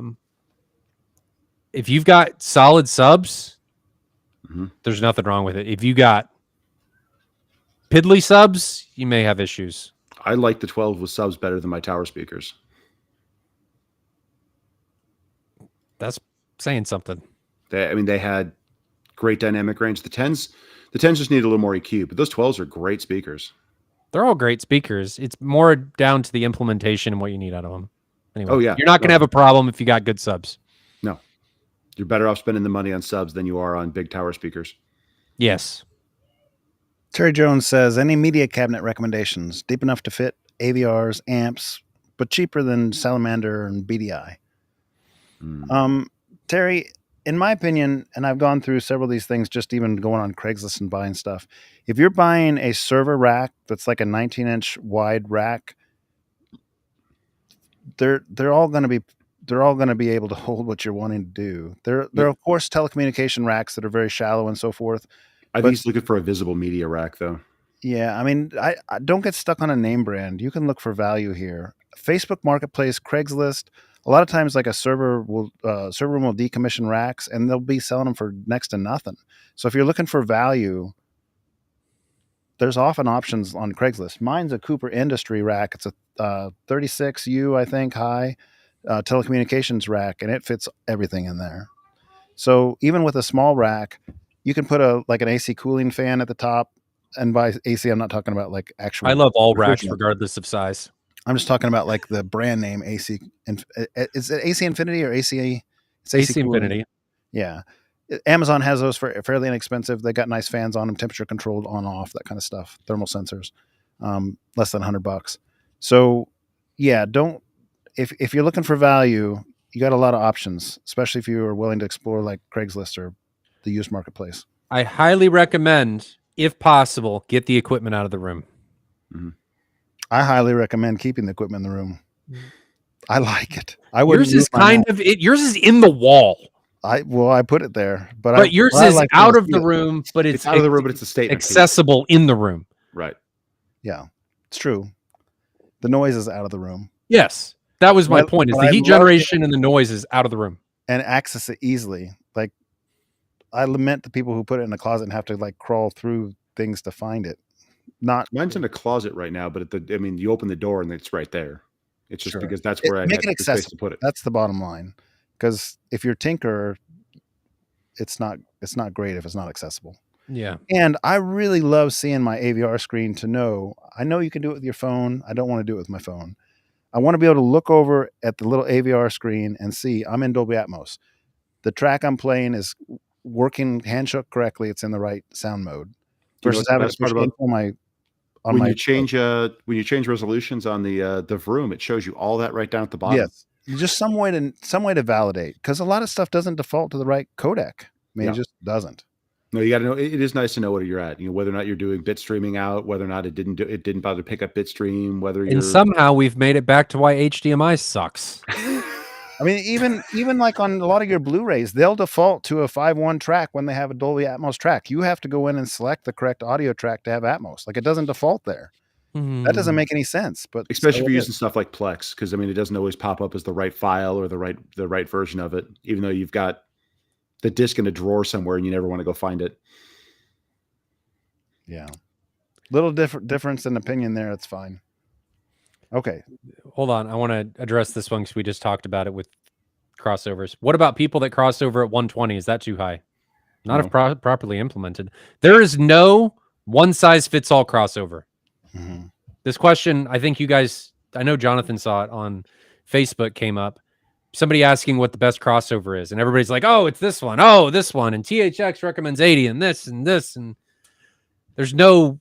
Depends on your room and your equipment. Right one. It's changing the crossover minutely can greatly impact your frequency response and how everything's implemented and behaving with one another. So 80 may be a great starting place. 90 may be a great starting place. 40 may be a great starting place, but you got to start somewhere and then just start playing with it and see what sounds best to you and what makes sense in your space and for your equipment. I don't think 120 is too high given the proper implementation. Yeah. So to put a little bit more detail in that, the 120 could possibly be too high if voices are coming through your subs, if that's noticeable to you, but not necessarily a problem, like not absolutely a problem. The other thing is, to Ryan's point, sometimes it's impossible to just know what the crossover is doing specifically in your room without measuring it. But as soon as you measure it, you'll see. Like, for instance, Odyssey in my room often sets my stuff to 70 hertz. And I've noticed time and time again that if I just change it to 90 hertz, a little dip that happens at 70 hertz between the subs and the speakers disappears. Mm-hmm. At 90 hertz, that dip's not there. So why would I have, in my main listening position, why would I keep them at 70 hertz arbitrarily because the receiver chose it when there's actually a little bit of a performance degradation to keep it there? Because so that's where the measure measured the performance of your speaker and saw that they were playing down that low, and it tried to keep them. Mm-hmm. But I get that little dip that I don't need to have. If I cross at 90 hertz, it's a nice smooth response the whole way across. Right. So like you wouldn't know that. Good luck trying to figure that out without having measuring equipment, like just a quick sweep, and you can figure it out real quick with a quick sweep. So that's why we often recommend MW makes it a good point here. Do the highest crossover, which enables the highest efficiency and transient response. I agree. Because the speakers are going to compress heavy when you're starting to push bass to them. Let the subs do what the subs do well. And the subs, if you get quality subs, can go up higher than you think they can. the problem that you're going to run into, like what Jonathan said, is trying to keep male vocal out of the subs. Mhm. Sometimes if you get the crossover too high, you can start getting lower inflections of male vocal. And we can actually see this in the Experience Center because I have a measurement mic in there. If people are talking, you can actually see, if I'm close enough to the microphone for it to pick up the low stuff, you can see parts of the lower inflection with certain people in that room where it can start getting into where the sub's going to behave. Now, and if you have 120 hertz crossover, 150 hertz crossover, and you're running your bass hot, your crossover actually is moving higher than what you're stating it as. Say you have it set to 120 and you run your bass 10 dB hot.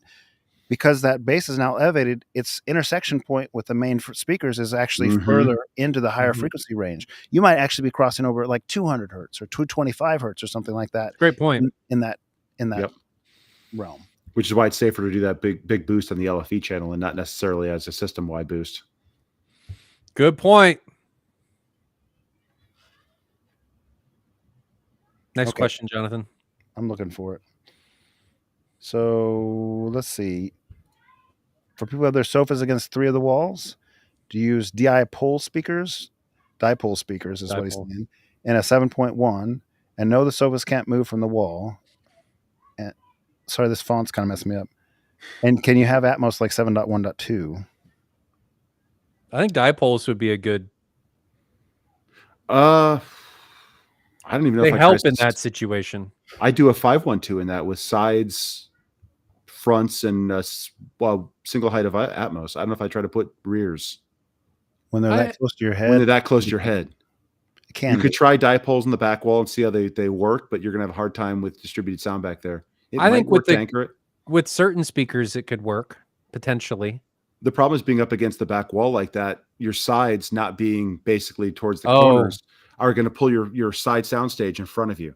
Yeah, I have to agree with Bob. 5 sofas against 3 of the walls. What does that even mean? That means they're in the sofa's the width of the wall. Imagine you're in a room that's 10 by 15 and 10 is the width and the sofa is 10 feet wide. Yeah. So they're sitting all the way across the back wall of the room. Man, that's a tough situation because I'm not going to like a 5.1 setup in that room either because you're going to have it in front of your couch. No. You have to push the sides to almost to the corners. You could put the side surrounds in the back corners and it would make sense for the main middle 2 seats, like the main seats. They'd be in a decent location. But you're going to get major hot spotting for anybody sitting on the outside. Yeah, just on the sides, it's going to blast them. That's tough. Yeah, there's a room that I've been in that's like this where he put his surround speakers in the ceiling, and that's not ideal either. Controversial, I'll admit, but it worked okay because he didn't have a situation where he could easily place a speaker. Yeah, but then you're going to have you could try above and down, maybe. It's not ideal, man. I've done it before. I mean, not as an actual big term install, but when we had I had a LG soundbar. I don't remember if it was an LG one or something, but it had the remote, 8-inch sub that had the rear speakers that were little tiny cubes. They were mounted flat on the wall, firing forward, and the couch was on the wall. And they made some noise, and they attempted to anchor a rear sound field, but they didn't do a good job. Made some noise, huh? Yeah. I mean, that system was $29 or something on sale at Costco. I think what I would do in this situation is I would do in walls for the rear 2. Mm-hmm. I think that can work. Put them up a little higher and have them be aimable down so they don't get turn them upside down so the tweeter's on the bottom side. Potentially, but I would do in walls to get them out of the way. You could absolutely do 2 ceilings, 2 tops. Mm-hmm. For the 2 tops, you'd want them slightly ahead of the main listening position. And that's the most I would do in that space. Just 5.2. I would just do 5. Yeah. I think you'll have a hard enough time. It'll be too hard to differentiate the sides and the rear that you're going to wind up. The 2 rears, that would be a mess. Jonathan? Yeah, I mean, I agree. That's a tough situation. In walls, you could try. I can't stand being right next to a speaker and I think with the right speaker, it would work. You said in the Experience Center, you didn't notice a lot of hot spotting. Yeah, I don't. But if you're if you're hugging the walls and you're sitting in that right seat or that left seat, that's not fun. Yeah, no. But the surround is right next to you in my theater. Like it is within a couple feet of you. So yeah, if you're in that, you're going to have a problem. Like if you're sitting right next to it. But even a couple feet is different than being like. I agree. The wall with the couch. I agree. Side. Yeah, that's a compromise for the main listen. You have to design that space for the main listening position. Yeah, design for the 99%. And if your friend goes deaf, so be it. That's his own fault. Or I mean, honestly, just stick with the. You're going to want the sides though, because if you don't have sides or rears, you're not going to be able to anchor a rear sound field. That's going to be the tough part. I think you do the side surrounds and you put them up a little bit higher. Yeah. That's all you can do. I mean, a 512 or a 522 is probably the best option for a space like that. Before we go on, there were a couple questions that related to us talking about the crossover. Go ahead. Oh, here we go. Russell asks, can you show what a crossover is?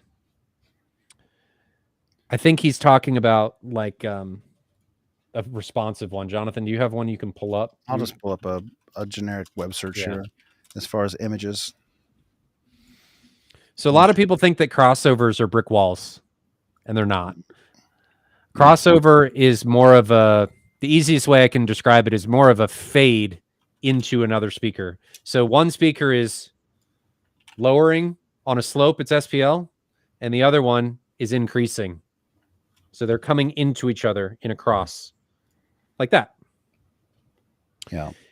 And what Jonathan was saying is if you elevate your bass response, if that red one is going to start pushing further out into the black one, because see where it's crossing over right now? Can you make that picture bigger? I can, maybe. Right click on it and then view image, and then it'll in new tab and then zoom in on it. How's that? I still see you didn't change anything. You got to share the new image. Change anything? You're sharing a tab. Let me see. God, do you even technology? Share screen. How about that? Oh, it's dangerous. Oh, I lost it. Here you go. So if the crossover, you leave it at 80, right? So it's still right there at 80. Now imagine we raise the red line. What happens to that actual crossover point, even though it's still set at 80? Well, your actual intersection may be now at 100. And thereby, we're going to raise any frequency that's in that range. So if the male vocal is playing at something at like 100 or 110 or something, we're now raising the volume of that particular frequency. So that's what Jonathan was talking about. Yeah. Oh, the illustration. So now your crossover, I mean, this is real rough, of course, but your crossovers moved to 100, 110 hertz just by raising it a few dB.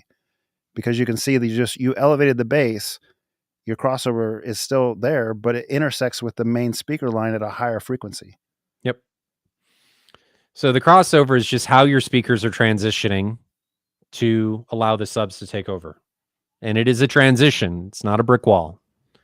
And your speakers have crossovers in them. So your tweeter, your mid, your woofer, however many drivers, there's crossovers that are allowing those to transition into one another, because a tweeter is really good at playing the high frequencies, mids are really good at the mids, and the woofers are good at the lows. So they transitions. These are actually occurring in the speaker itself, and how that was being implemented or done is dependent on the crossover network in the speaker or DSP if they're active, or all kinds of other stuff. So these happen all over the theater, but when we typically think about them, we think about them in subs.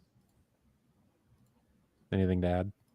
Depending upon the receiver and processor that you have, or receiver or processor that you have, you might have more options on crossover types and slopes.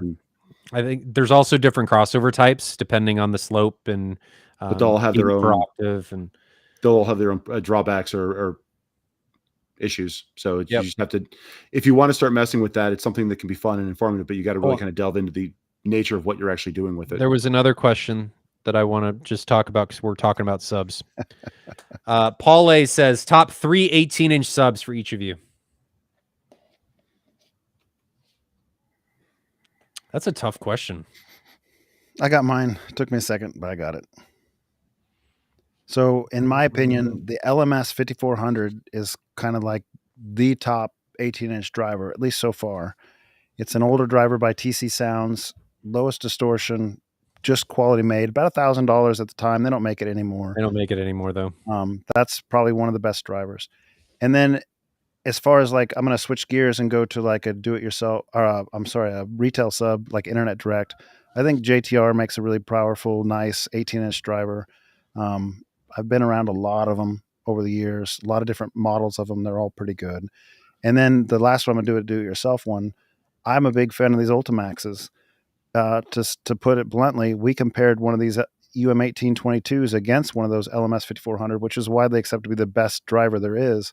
And the only difference that was audible to the owner in my ears, we put one of his drivers in my box. And one of my drivers in my box, we powered it by a Crown 5,000 watt amp, and we put them all the way to the limits, like all the way to the limits.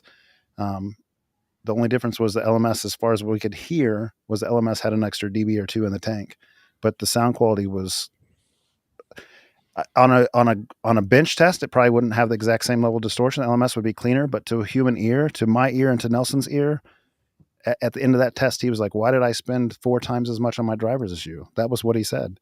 So I think these are good little drivers. I think it's because when you're chasing the percentage points down at the end, it gets really, really expensive. Yeah, that last 3B is crazy expensive. The amount of engineering and the money that engineering requires just goes through the roof. So Yeah. I always tell people it all depends on how far down the rabbit hole you want to fall. Yeah, I mean, you want to try to pick up a couple of dB, and especially in the low end where you really want it, you need to have increased sensitivity, you need to have increased power handling. Oh, your power hand not only increased, it grows exponentially. You got to double for a little bit of gains. So, I mean, if you don't start with a high sensitivity, it's almost impossible to get there. Your power handling, if you're delivering X at 3,000 watts, to get 3 dB more, you need 6,000 watts. And to get 3 dB more over that, you need 12,000 watts. So it just gets out of control exponentially quickly. So things get expensive as those things get out of control. I think my favorites, the UM18,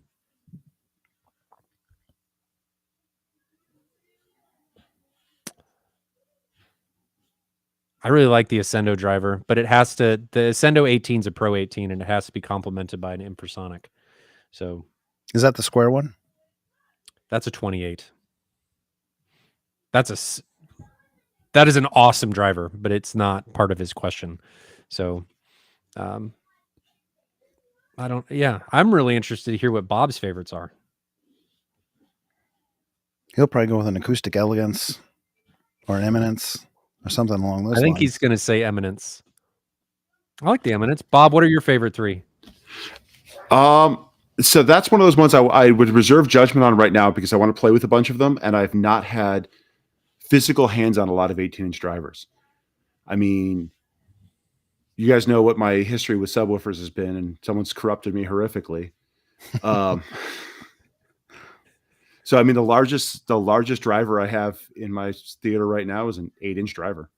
Mm-hmm. But you've been researching a lot of them. I have been researching a lot of them. So what is the direction that you think you're going to go? The direction, as of right now, it's going to most likely be Pro Audio 21s. Made by who? One of the companies that BNC owns.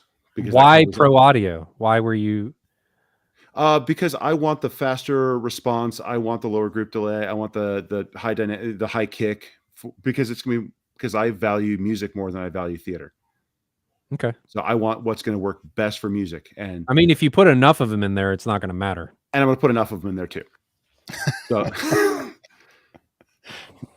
I could at least 8. Bob is still falling. Still falling.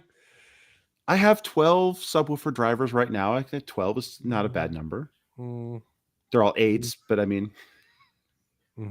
So to answer your question, Russell or Paul, I'm honestly going to say it depends on your use case and what you're trying to do, because there are drivers that are going to excel at a certain part of it, as Bob said, with better group delay, with more output at certain frequencies, with what have you. It's dependent on what you're trying to do. But I think all of us gave you some pretty solid insight. And then you got to decide on amplification. It's not just the driver. And then you got to decide on box design. And it's can be as simple or as complicated as you want it to be. Yep. There we go. Let's continue. Good question, though. I'll stop interrupting everybody. Kevin says, I've been wondering whether or not laser dimming can be compared to local dimming for a TV. Lamp projectors pulse the image, but supposedly a laser is instant and unnoticeable. Not the way it plays out, really. I think you're giving it too much credit, at least in the current iterations for laser dimming on projectors. Yeah. The Eclipse. Then you're talking about light steering almost at that point in time. The Eclipse can do it, but it's $300,000 because it actually uses 3 more DLP chips to do all of that handling. Yeah. It's complicated because you're having to deal with mirrors and all kinds of other stuff. And supposedly with Christie's new laser dimming, they're getting into stuff like that. It'd be really interesting to see that implementation. But it's not, it's more complicated than TVs. I think we can put some practical knowledge to this too for Kevin. A lot of people have the misnomer, and maybe you do or don't, Kevin, I don't know. But a lot of people have the notion that there's a laser inside and it's like a DJ light or something where it's shining the light at the screen and drawing it on there and it can dim wherever it needs to and whatnot. It's not the way it works. And laser arrays are what they're using for these projector technologies. And it's not very much different in reality than like a lamp.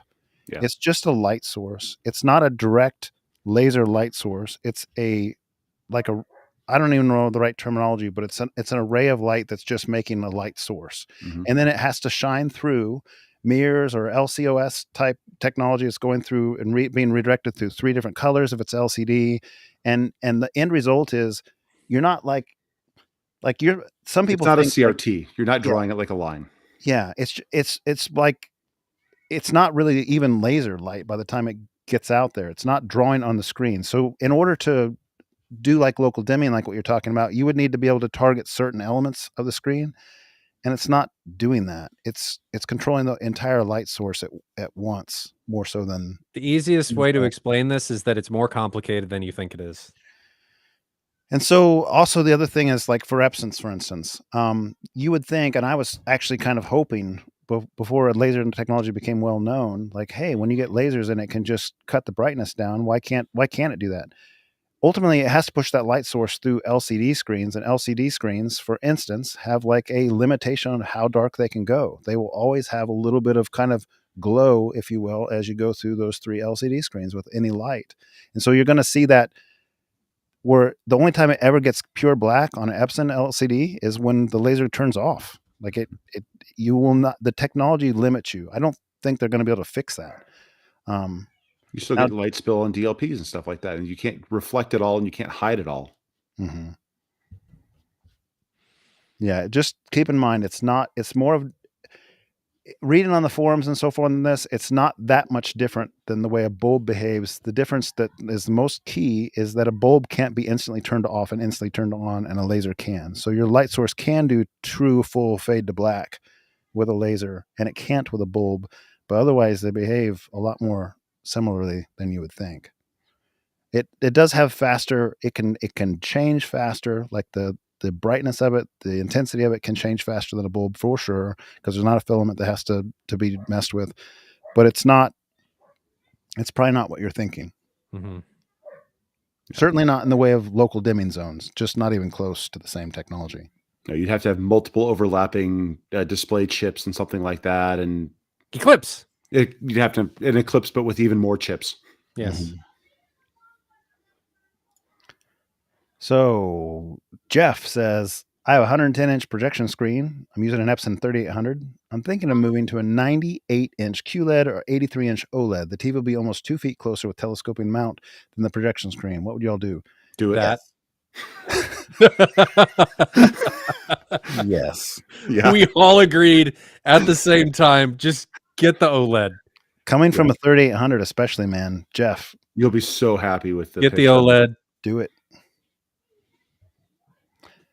What do you think of Epson winning the case against fake specs? Awesome.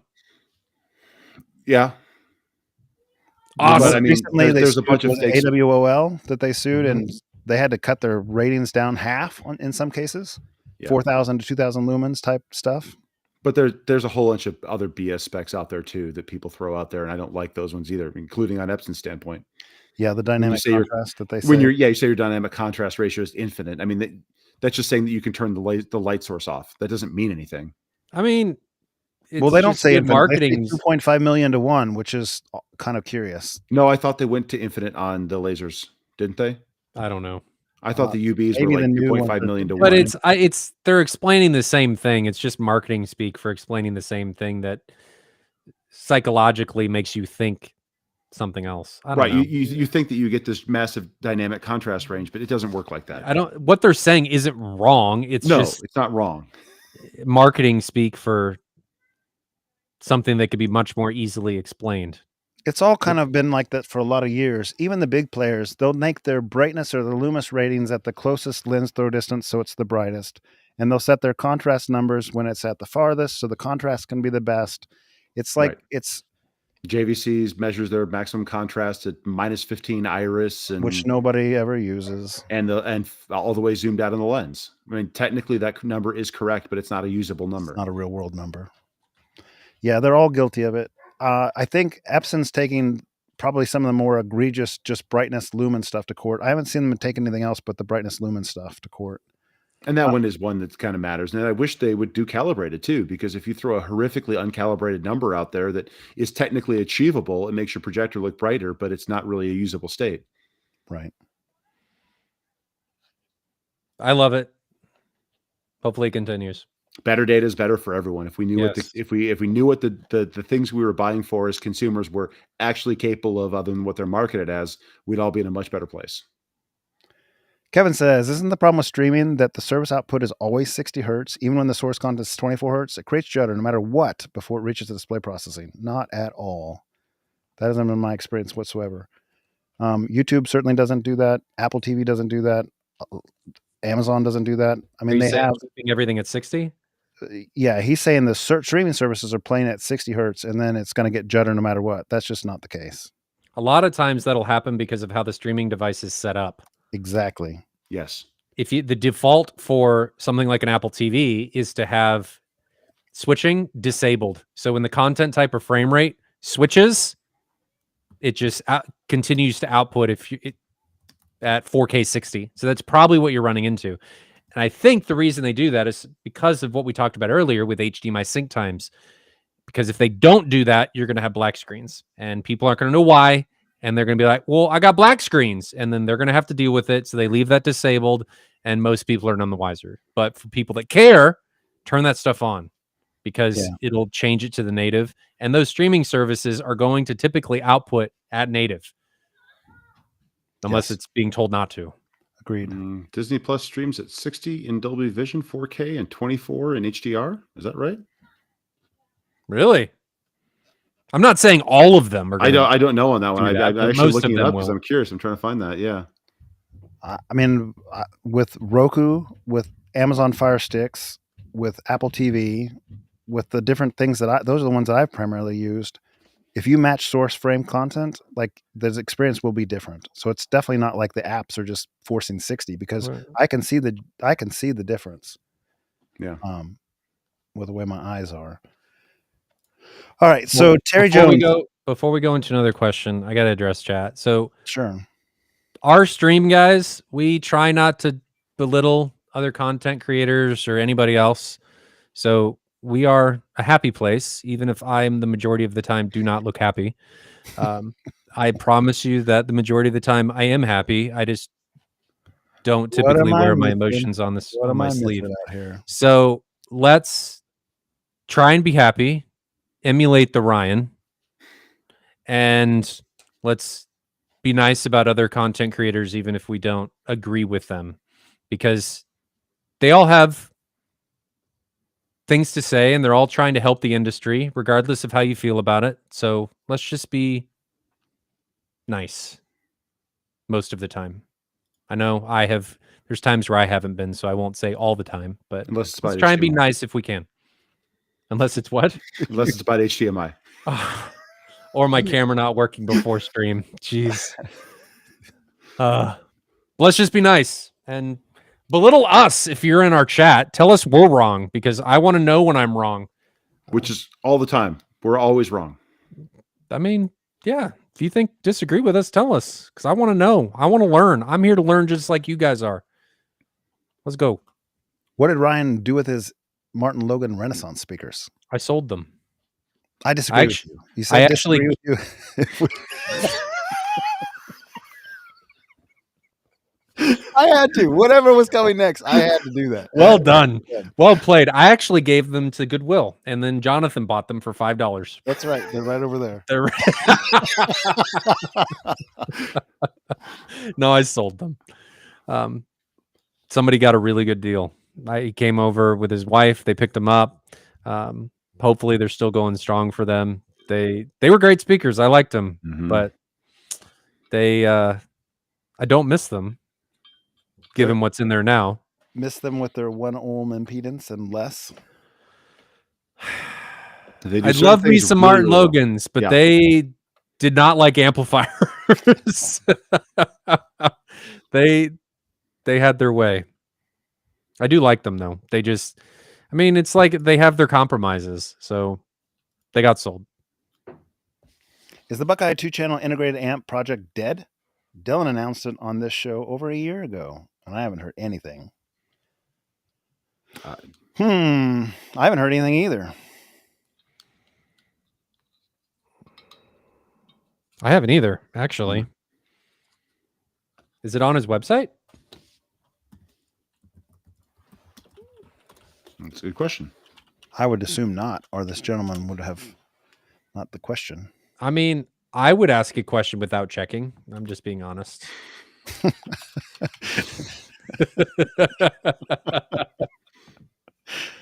I don't see anything with integrated. Yeah.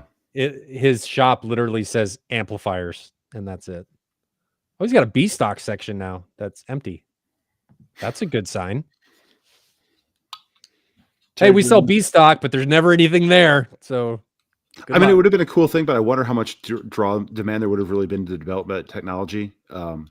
We Given talked how about much that a little people- bit at that time when he was on the show with us, that there's so many competitors in that space. What's going to make him different? And he said basically just that they have a very high signal noise ratio, like good performance, somebody who wants a pedigree, who wants engineering, who's willing to pay a little bit, for it, whatever. Yeah.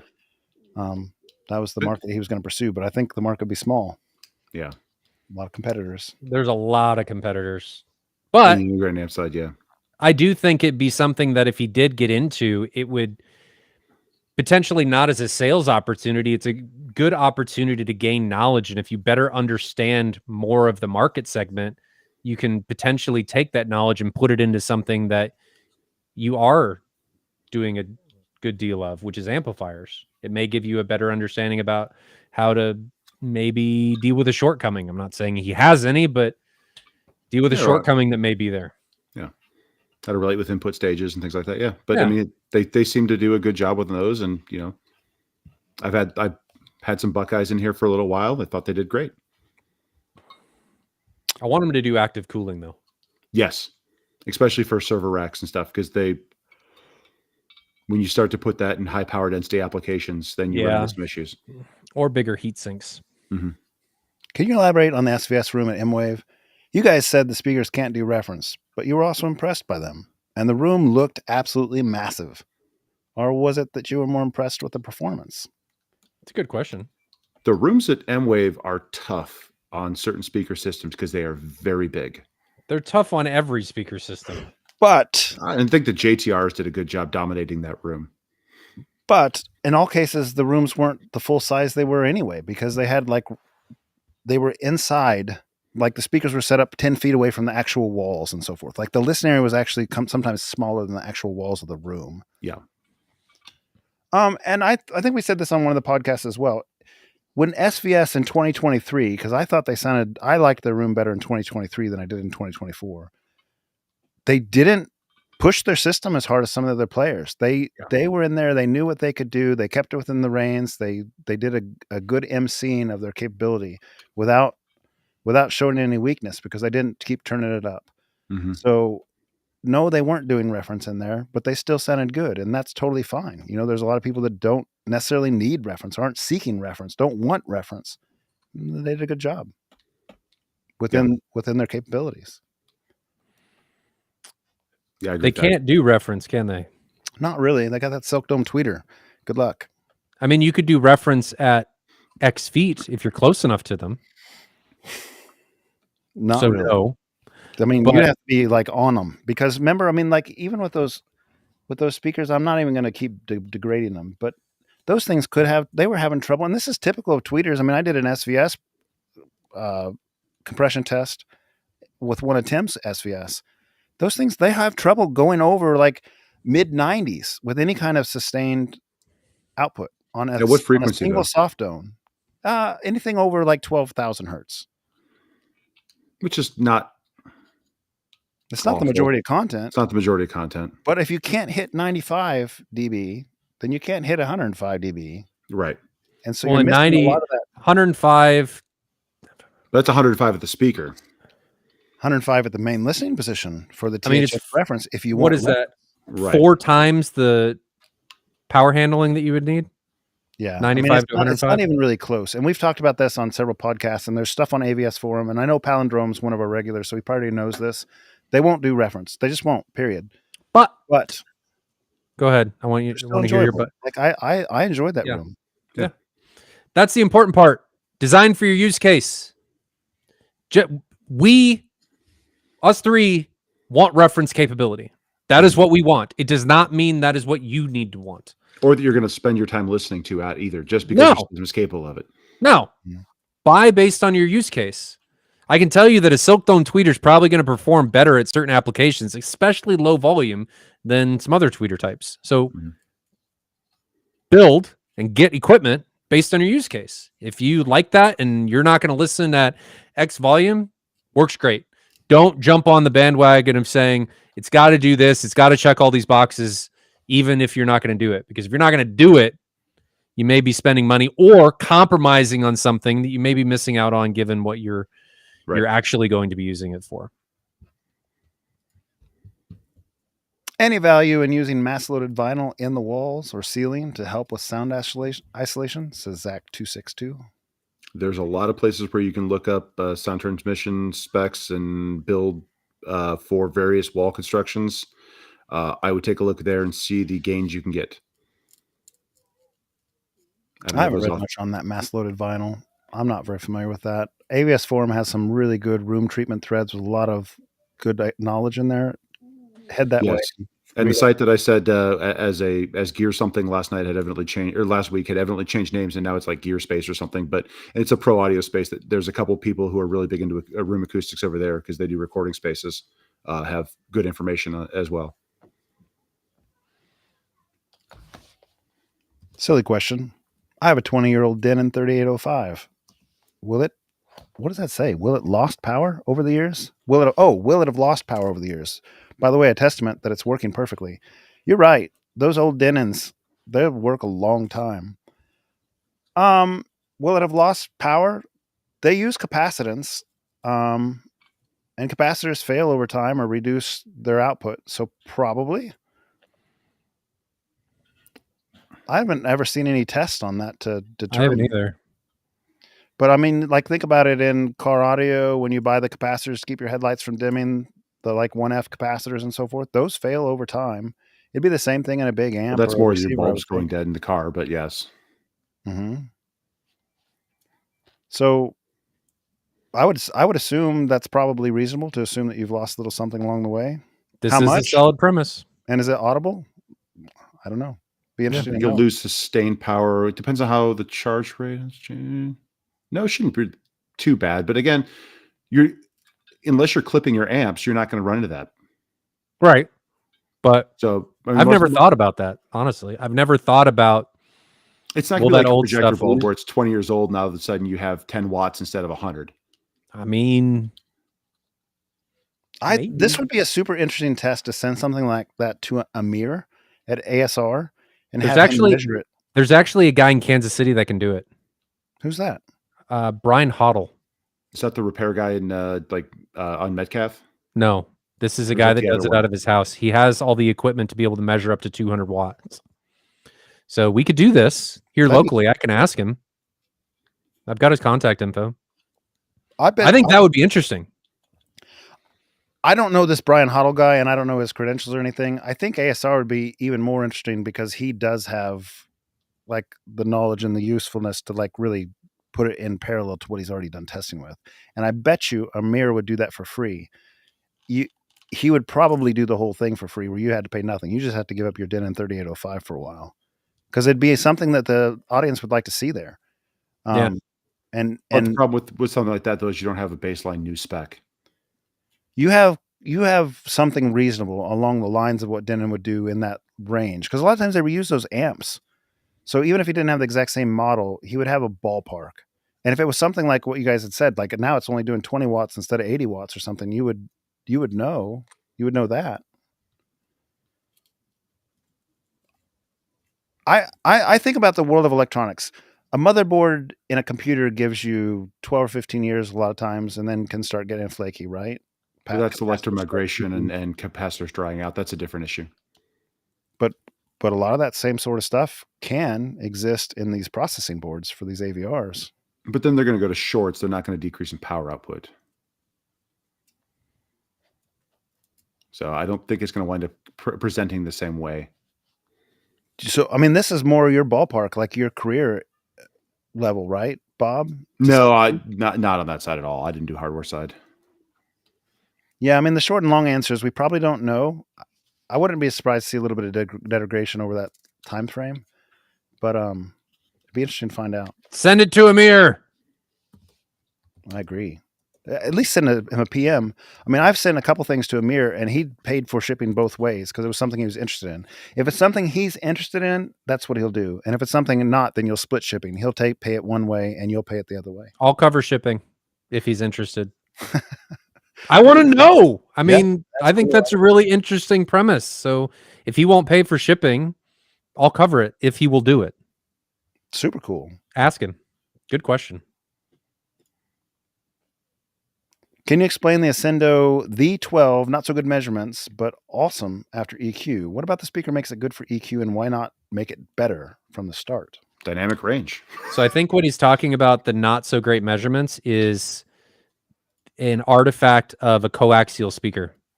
And it is something that all coaxials have to deal with. And it's usually in the mid to high frequencies when there's an issue with the waveguide and the tweeter sitting in the middle of said waveguide. As the coaxial or the woofer gets larger, it'll actually start smoothing out. So if you were to compare the 12 to, and there's not a Clipple data on this, a 15, it's better on the 15 from a response because of the waveguide. So it's not that the response is bad, it's the response for the coaxial at that point is bad because of how a coaxial behaves. I'm rereading the question. Better with EQ. EQ? Well, you can EQ that out. Right. That's why the active one is better, because you can EQ it. It's through DSP. Yeah. If you the more headroom and more dynamic range, the more you can EQ a speaker. Yep. And so you don't want to if you don't have to, but you can. Right. But if you assume you're going to go in and you're going to EQ it anyway, there's no reason to do that out because you know how it's going to interact in the room to begin with. And plus, then you have to make a crazy complicated crossover to handle it. You guys ready to go on then? Mm-hmm. Wait a minute. Try that again. That one. Opinion on the Stereo Integrity HT18 version 3 versus the Ultimax 18. I'd love to get one of each and test them. Jonathan, generally you probably have the speaking- most. I mean, generally speaking, the Stereo Integrity HT18s are a little less headroom capability. They were at one point a little bit more sensitive. I don't know how it relates to the new version 2, but a little bit more sensitive, the Stereo Integrity were. So they could, with less power, a little bit louder, but overall the Ultimax was a little bit better driver. That's Gen 1 versus probably Gen 2. I haven't kept up with V3 versus V2, V3 stereo integrity versus V2 Ultimax. I do know this. The cone alone would make me choose the Ultimax. A friend of ours, Sheldon, bought one of the stereo integrity drivers and put it outside in a wine barrel. It's a wine barrel subwoofer, kind of a cool idea. So it's like a tabletop. It's got the subwoofer downfiring, and the humidity in the air actually killed that subwoofer in less than a month. What? It's outside, but it's in a covered porch, like a screened-in porch. Missouri, Kansas humidity is bad, right? Was it not is it not a treated paper cone? It's paper cone, but it's not treated for outdoor use. Okay. So yeah, a lot of the pro audio ones You will killed have the a driver. weatherproof treating But on just them. the humidity in the air ruined the driver. Oh. And he went to an Ultimax, and it's been out there for like 6 months at this point, and there's not a problem with it. So that's one thing to consider. And then I think about if you have it inside and you fast forward, if you leave the windows open or something in the summer, your AC dies. I don't know. Maybe that's not a concern. But in my mind, I always kind of think about things that have like failure points, the paper disintegrates or whatever. I'm not a big fan of that. The other thing is that the cones on the Ultimax they're made of like a carbon fiber type thing. You can hit it with a Trampolines. screwdriver and you're not going to break the cone. Like a dog's not going to wreck it. A cat's not going to wreck See, it. Jonathan had to get the Ultimax because he knows his kids are going to use them as lily pads. What is the cone made out of on those? Yeah. Here. He's going to get it. I'm looking them up right now. Big Street, while he's walking away, if you have any other questions about the Ascendo stuff, feel free to shoot me a message. Email's in the signature down below. Oh yeah, lightweight carbon fiber cone. Yep. Yeah. You're just not going to damage that. It's hard. You got a worm drive upstairs. It'd probably damage it.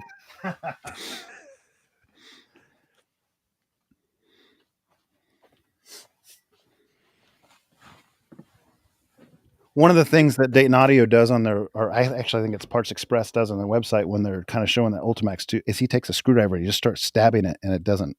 But is it like those cell phone commercials with the screen Probably. protectors where it's on one of them damaging it and then the other one's like, "Doo." Yeah, I mean, I'm sure he's not doing it for all it's worth, but he does take a screwdriver to it and it doesn't even mar it. Okay, next one. Did Bob ever explain what he does with the Vroom and if he likes it?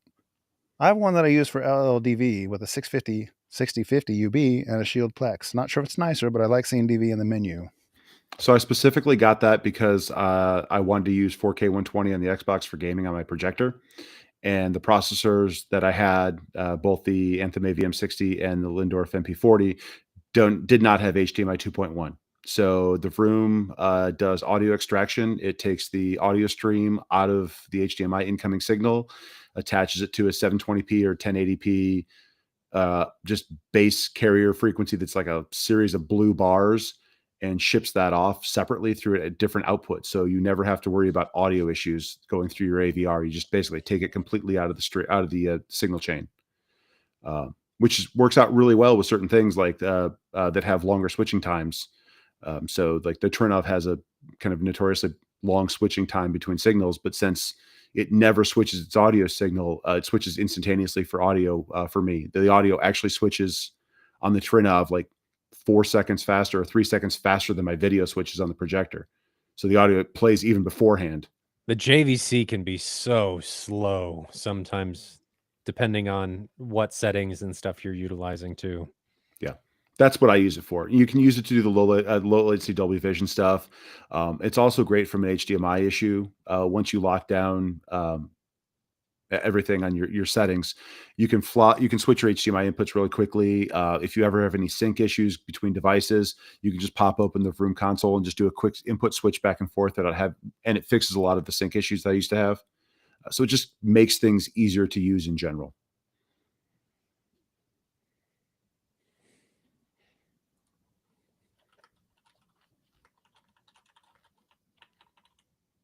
You guys can keep going. Sorry, Daniel says, what's the best way to adjust trim settings in the Denon 3800 after running Dirac Live with bass control?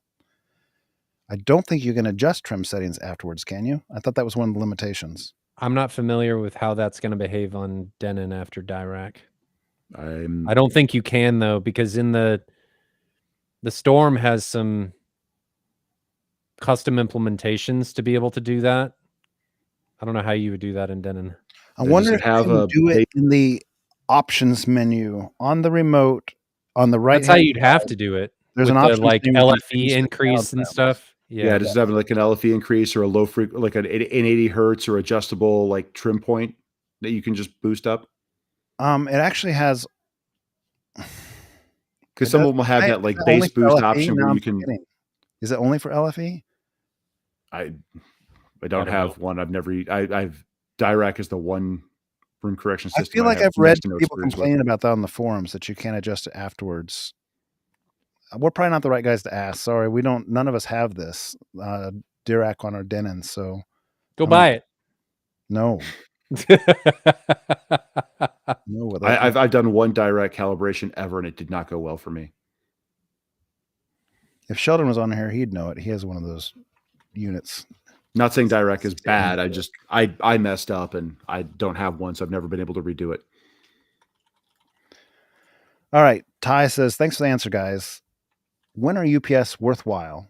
Use case in home theater, powering down projectors makes sense, an internet modem, but when is it pointless? I think we covered that last week. I feel like we did as well. Maybe it was but he might not have been here. I mean, for bulb projectors, yes, absolutely. That was a useful thing in case of a power loss. For laser-based stuff, not nearly as bad, but if you want the heat dissipation and still be able to do it, yeah, but they've got to be able to draw to cover the power usage. Power amps, you're not going to want them on there. They're going to severely limit your output. Low power equipment, if you want to, or if you have dirty power, they might be beneficial. But for most stuff, if you don't have power issues in your house in general, then it's not going to help. I know my parents' house years ago, I don't think they had the issue anymore, but they were developing in the area, and they had kind of frequent and spotty brownouts. You know, a couple times a night, you'd have lights would dim or flicker in the house, and everything would turn on and off. That would be a great use case for that if you're in an area that's prone to real fast interruptions in power. But you know, for bigger power stuff, and you're not going to be able to source the current that you need out of them, and it's not going to be a benefit for you. Don't use them for amps. You can use them on other stuff. Yeah. Kevin says, is 10 foot from 120 inch going to give you the same viewing experience as 7 foot from an 83? It's 47 degree angle for both. Is it the same experience? There's a lot of discussion on that, and I think the answer is no, it's not exactly the same experience for the same reason that you can go into an IMAX and you know it's big relative to the other things you perceive around you. Yes. So if you're focused on the screen, yes, because you see more wall on the outside as your eyes wander. But I mean, from a viewing angle standpoint, no, they're going to be the same. It'll fill up your vision to the same degree, but your brain won't be fooled into thinking it's the same size. That's my thought on it.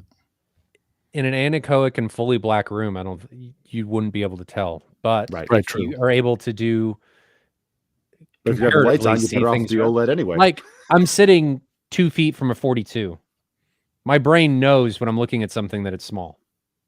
Yeah. So I don't get the same experience, even in the theater, at the same viewing distance when things look just as big comparatively. So there is some psychology going on behind it. Yeah, that's true. I mean, if anyone who's watching a movie on a tablet, it doesn't seem like you're watching it at a movie theater, even though you're watching it 3 feet away from your face, or 3 inches away from your face. You hold that up there, and it doesn't seem like it's this colossal image. A bigger screen's going to have a different psychological effect than something that's smaller. But if that doesn't matter to you, or given the application, then you're probably going to get a better Fidelic experience out of the 83. You might have a better option to set up sound with the larger space that the 10-foot viewing distance will provide, though. Chadman says, anyone having Control 4 issues with Apple TV? Anytime the Apple TV updates, this seems to be a problem. There was a Control 4 update not too long ago that brought IP control to the Apple TV. So maybe that has something to do with it. I don't know. My Apple TV's on IR, and I think I stopped it from updating, so I don't have these problems. If it ain't broke, don't fix it. Mine's not on IR. It's on whatever internal thing it has. Is it a Wi-Fi or is it? Well, I have Control 4, and Control 4 is controlling it via IR. I see. That's what I meant. And Go ahead. And, okay. nope, that was it. Thoughts on a 10K New York City apartment home theater, 120 inch NP5, 3800 SI24s in an apartment, 7-foot towers and butt kickers. That's because he's got them mounted vertically underneath the couch as seats. Man, I That'd don't be think you cool. can get away with SI24s in an apartment. Depends on the construction of the apartment building. If it's all concrete, Maybe it's lofts. In the M-Wave Center, which is all concrete, it was knocking ceiling tiles off the ceiling with the SI24 room. Like, yeah. but And it depends Jeff's- on what sort of output you want to push. Though, if you want to just be flat across frequency response, then there's a benefit to that. but he doesn't And need what's your 24s seating for those. distance going to be though? That's the other issue. Is Yeah. if you're How big is a room? how big's the room? What's your seating distance? I feel like in an apartment, it's sort of disrespectful to have 24-inch subs, but that'd be me. It's going to depend on the wall construction. Man, I don't think you can contain. I mean, unless he's going to use like the late light listening frequency cutoffs that some of the receivers have, you can't stop that. If it goes below about 30 hertz, it doesn't matter what the construction is. You go to M-Wave and you got those systems in there. This concrete there, But not you're the hearing walls. it outside. I mean, the doors aren't concrete, but the rooms are concrete construction. Yeah. That was Ryan. Correct me if I'm wrong, but I thought that was one of the selling points is that all the rooms were concrete in that place. Mm-hmm. But And- your ceiling, I don't think the ceilings are, and you go through HVAC, you go through a lot of penetrations. But there's a lot of penetrations in anything else you're going to go through. Sound gets out pretty easily, so it's going to depend heavily upon how that building's constructed and whether or not you can even contain it. Well, it also Can you hear your depends on the neighbors? wavelength of the frequency. I mean, if Yeah. it's long enough and the concrete isn't thick enough, it's going to go through it Mm-hmm. to some extent. Who was didn't we have someone that was saying, or you might you guys might have had someone that was saying that they were disturbing their neighbors because the way that it was sending sound through the ground, It's probably Brian. that had to tried to dig some channel around the back of their basement to isolate it. That was Brian. I don't remember all the specifics about the digging, but I think he was trying to play with adding dirt and stuff outside to see if that would help. It was real weird, specific frequencies that weren't even audible in their house that were vibrating the cupboards and the Mhm. dishes in like Yeah, an Amore or something. Weird situation. which again Yeah. could be one of those things in an apartment like that if you're resonating something in a neighboring unit.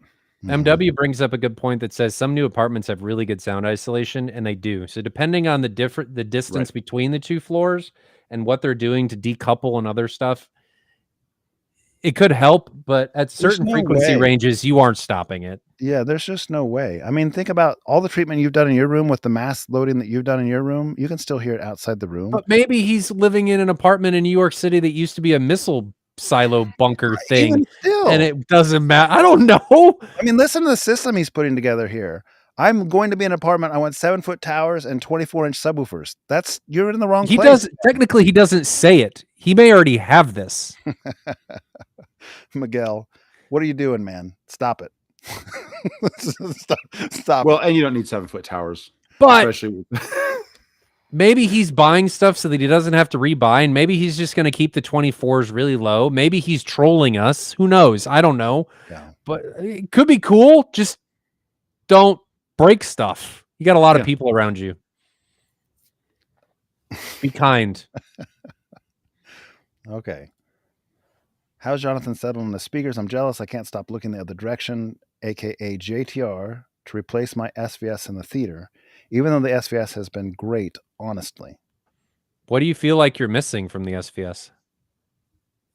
Reference. But what does he actually listen at? Maybe but I say that like he's not going to listen to it. I had a couple over a couple weeks ago, and the wife specifically said with her husband right there, I hate my husband's system. It's too loud.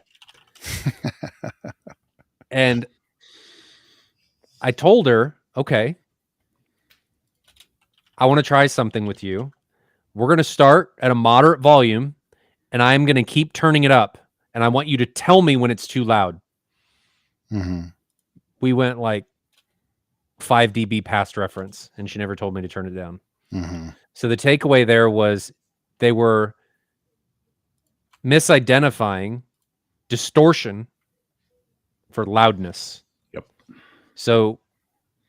Right. So I'm Agreed. backtracking here because I want to make sure that people may think that reference is too loud, and it is very loud. It is very loud, but they may be able to tolerate it a lot better than they think because what they have historically tried has been distorted, Very and it distorted. has been uncomfortable.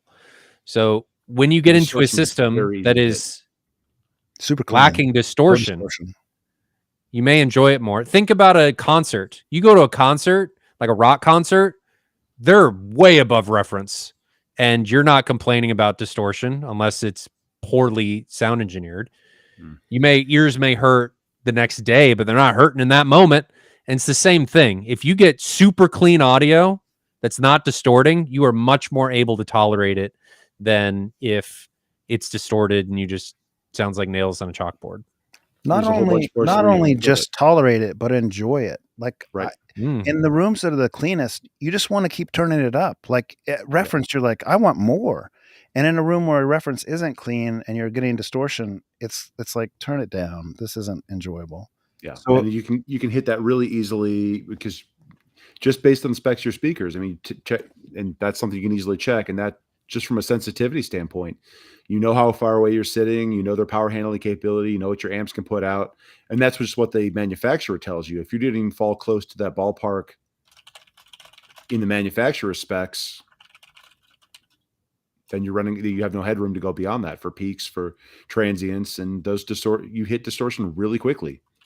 It's hard to get it. It's hard to find stuff that has the dynamic range to not distort. There's not many manufacturers that can do it.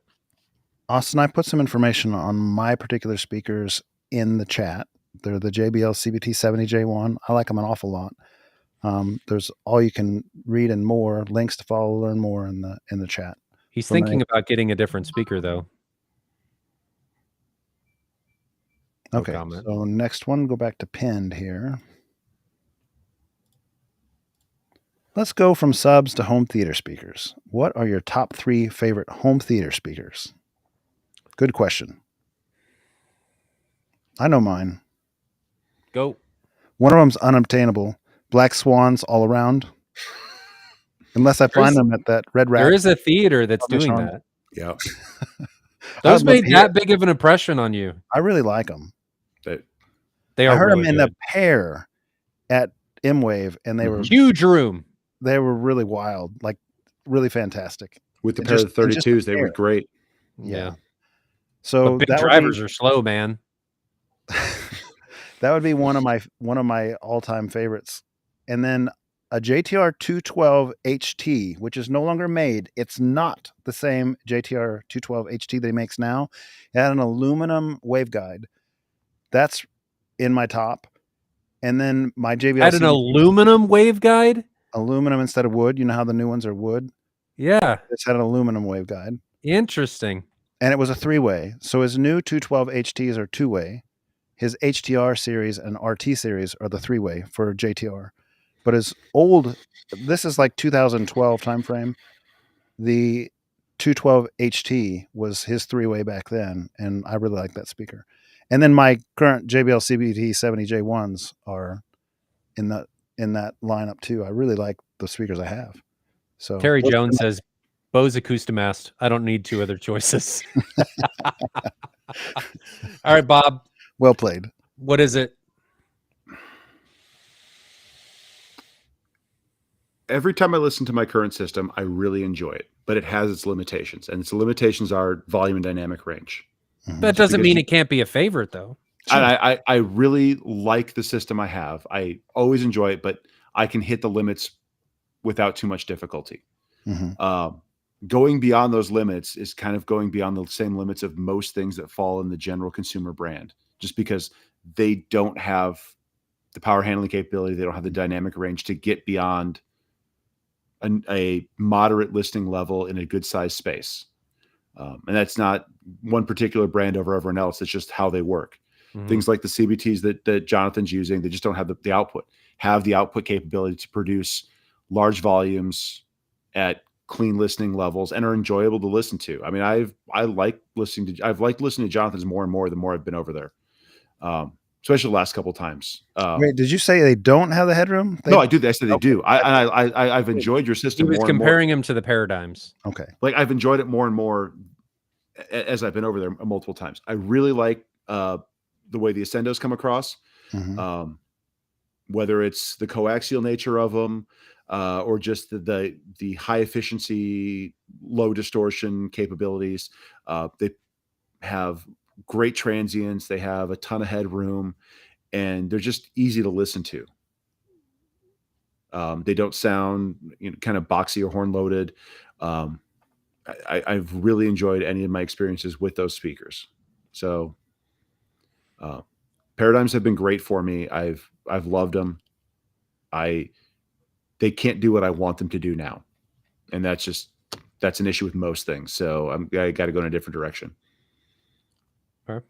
So mine are number one's the Black Swan. No question. Like it, I knew you guys have heard me tell this brief story numerous times, but I knew as soon as I went into Atlanta Home Theater, we were out there for a vendor get together. As soon as I sat down and they turned on, I knew it was a mistake. I should not have come because that was a very expensive. I no longer have ignorance, and these do everything. Mhm. There's nothing that those cannot do, Mhm. and that was. Except play beyond the range of which you can hear. I mean, yeah. Well, they roll off hard. He does that intentionally, and mine are EQ'd that way intentionally. So anyway, they do roll off hard. I'm going to lump the coaxials from Ascendo in with them. Every time I sit down in that theater, I don't sit there and wonder, what am I missing out on? Could this be any better? And it is a very freeing feeling to have where I don't have any FOMO. It's just, this is amazing. So those are the number one. Number two, people were saying I never thought he'd move away from the electrostatics earlier when Martin Logan came up when he asked where did the 15As go. It's the Martin Logan electrostatics. There is something special that the Black Swans are the only other speaker that I've been able to hear that can do the same kind of imaging, just at a insane level.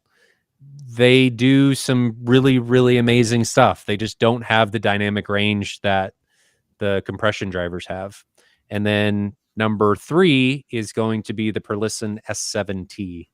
I just like how they sound. It and Martin Logan, they've got a little bit more limitations. The Perlistens can't deal with the big spaces like the Ascendos can, due to how their drivers and tweeters and stuff are set up. Their power handling and efficiency isn't as high, or sensitivity isn't as high. But those are the three.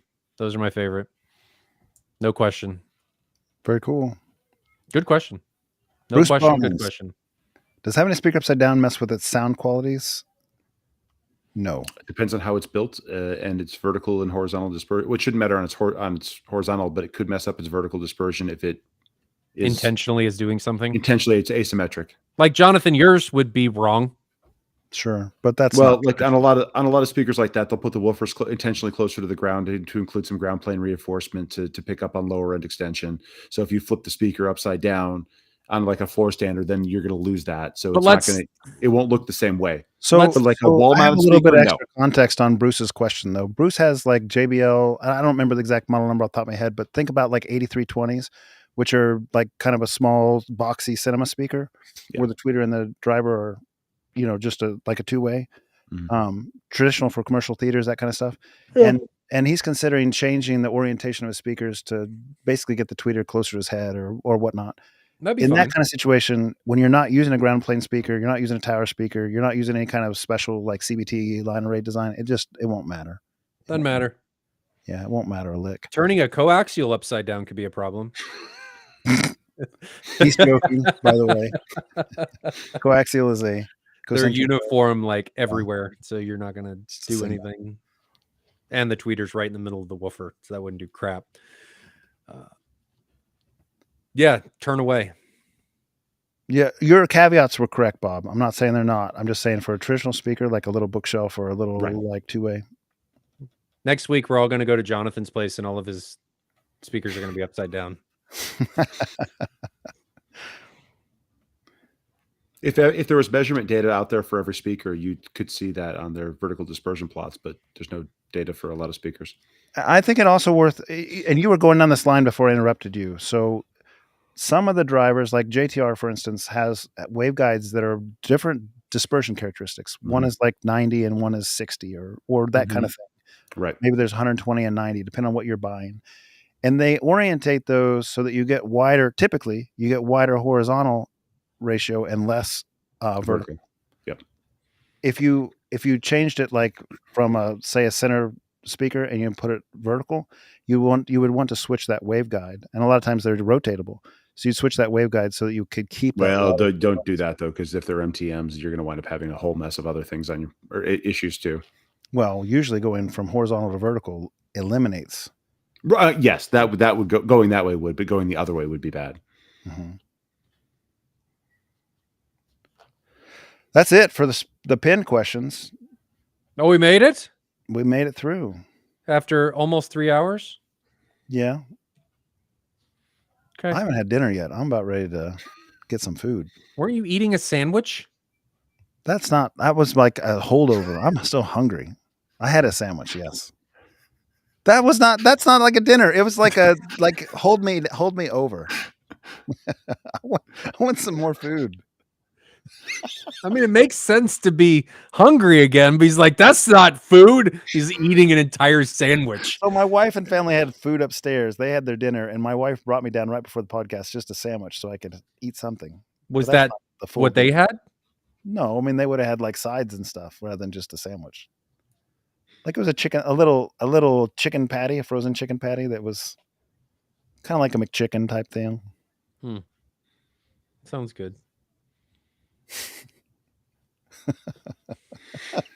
Weren't you eating already? I thought he did. Like, I haven't eaten. Yeah. I'm turned on the stream and Jonathan's eating a sandwich. Usually I have a plate of food for dinner, not a sandwich. That's what I'm missing. Sandwich could have been a plate of food. It could have been a big sandwich. Fair enough. And it also depends on the size of the plate. Paul A dropped a super chat. Very nice. Paul A, thank you very much. Merry Christmas. Thanks for answering all of my silly questions. No question is silly.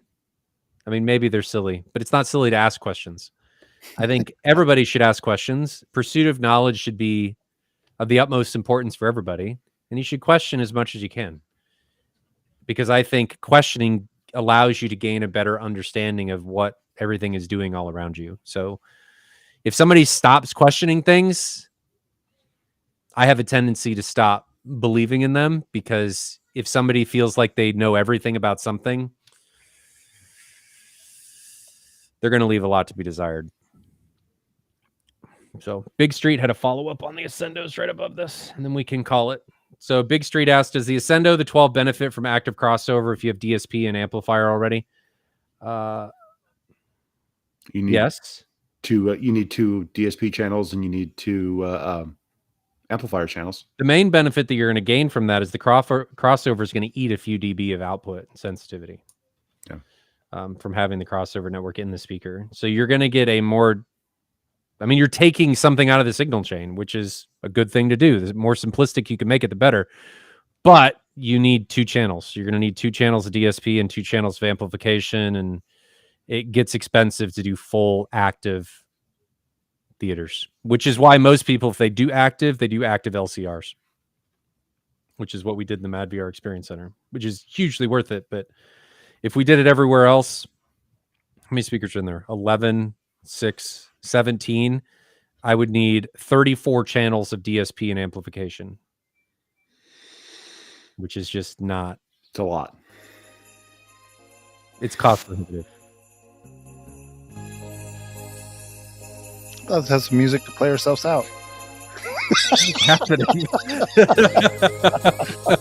Can the chat hear it now? They couldn't hear it last time. Some AI Christmas music that's available with Restream. I would see what it's like. AI is making this as we go, or it's I don't know if it's live AI or if it's pre-recorded AI. That would be It says cool. AI generated. Seems kind of repetitive so far. So they can get around any digital rights issues on it. Now Ryan's back to the head shake. We're closing as we began. Yes, that's how we do this. Did we decide on a movie for next week? No. Let me turn that off abruptly. This If we quick did, I challenge. stepped away and didn't hear it. No, we didn't. I want to do Riddick, but you guys wanted to do a Christmas theme. I still have to catch red one.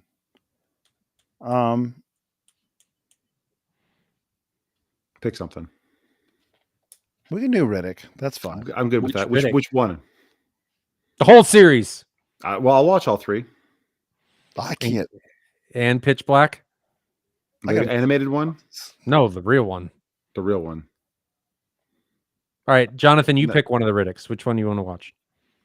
I don't mind watching the very first one. Maybe like work our way through it. Do you want to do that? I've watched. Okay. I've watched Chronicles. That's my favorite. I've watched Chronicles fairly Okay, recently. so which is the first? Is it Pitch Black? No, right? Isn't that the second one? Well, Pitch Black is not. It came out first. I like Pitch Black. If you guys want to do Pitch Black, if that's your favorite, we can do that one. No, it's not. I don't care. I'm just saying which one chronologically comes first. I'd like to go through them in the chronological order, but Pitch Black was the first to come out. Yes. So Chronicles of Riddick is the sequel to Pitch Black. Riddick is the sequel to both. And there's a new one in development. Then we need to do Pitch Black. Pitch Black is the first one. Is that right? Yeah, it's the first one. Okay, I stand corrected. Great kids movie. I was gonna say I have to watch that one after the kids go to bed. Yes, you do. Well, can you watch the other Riddick movies with your kids? I'd have to look at the ratings again. I kind of distinctly remember the first couple being pretty. Oh, they're They're darker they're- tone. yes. I don't think Chronicles was as adult themed, was it? no, It still might be R though. not nearly as Pitch Black. I mean, Pitch Black's borderline Pitch horror Black is movie. a horror movie. It was a horror movie. I think it originally released as. Chronicles of Riddick was more of a sci-fi movie. But isn't I think Chronicles of Riddick's PG-13. Would you believe that was made in? It was released in 2000. Chronicles? Yeah. No, Riddick. I guess Pitch Black. Pitch Black was 2000. Yeah. Man, I hate these days when I think something was just like not that long ago and it's like No, 25 years ago. a long time ago. Ah, Yeah, long and time ago. What else? When you think back, like I saw it in the theater. Wait, how long ago was it that I saw a movie in the theater? we're So which getting one are we old. watching? Are we going Pitch Black? Okay. Let's do the first one. That's the Pitch, Pitch Black. Black. Let's do it. All right. Okay. We're in. Join us. So, chat, if you want to join us, Pitch Black. I'm excited. I haven't seen that movie in a long time. This will be a I good haven't one. either. We're going to go through the whole series, baby. All right. They're good movies. All right. Yeah, they're enjoy enjoyable them. movies. So, Pitch Black next. Are we doing Friday or Saturday? Saturday gives us more space from Christmas. Well, or do we want to do Friday because people may have Christmas stuff going on? Do you guys have anything going on Saturday? I have family stuff the 28th. I may not the 27th, but it might be kind of difficult for me to do a podcast. We may need to skip to January for me. Maybe. I'll let you know through the week. Well, I don't care about you. You so- guys can join. You can do it without me too if you need to. That's totally fine. I won't be offended. I Well, don't know yet. okay. Well, let's plan on Friday then. And then if it changes, we can make the adjustment as needed. So we'll plan on Friday. Watch the YouTube schedule if you guys want to join us. It may change. We may skip this week and go to the next week. But Pitch Black is the movie we are doing. So hopefully you guys have a good rest of your holiday. If we missed you and we see you in 2025. But I'm excited about Pitch Black. You guys got anything closing? Nothing from me. It's going to be the new Christmas movie trend. Just the complete embodiment of ho ho ho. It's probably everything that Red 1 should have been. Anyway, until next time, ladies and gentlemen, stay safe, enjoy the holidays, and we'll catch you guys in the next one. See you guys later.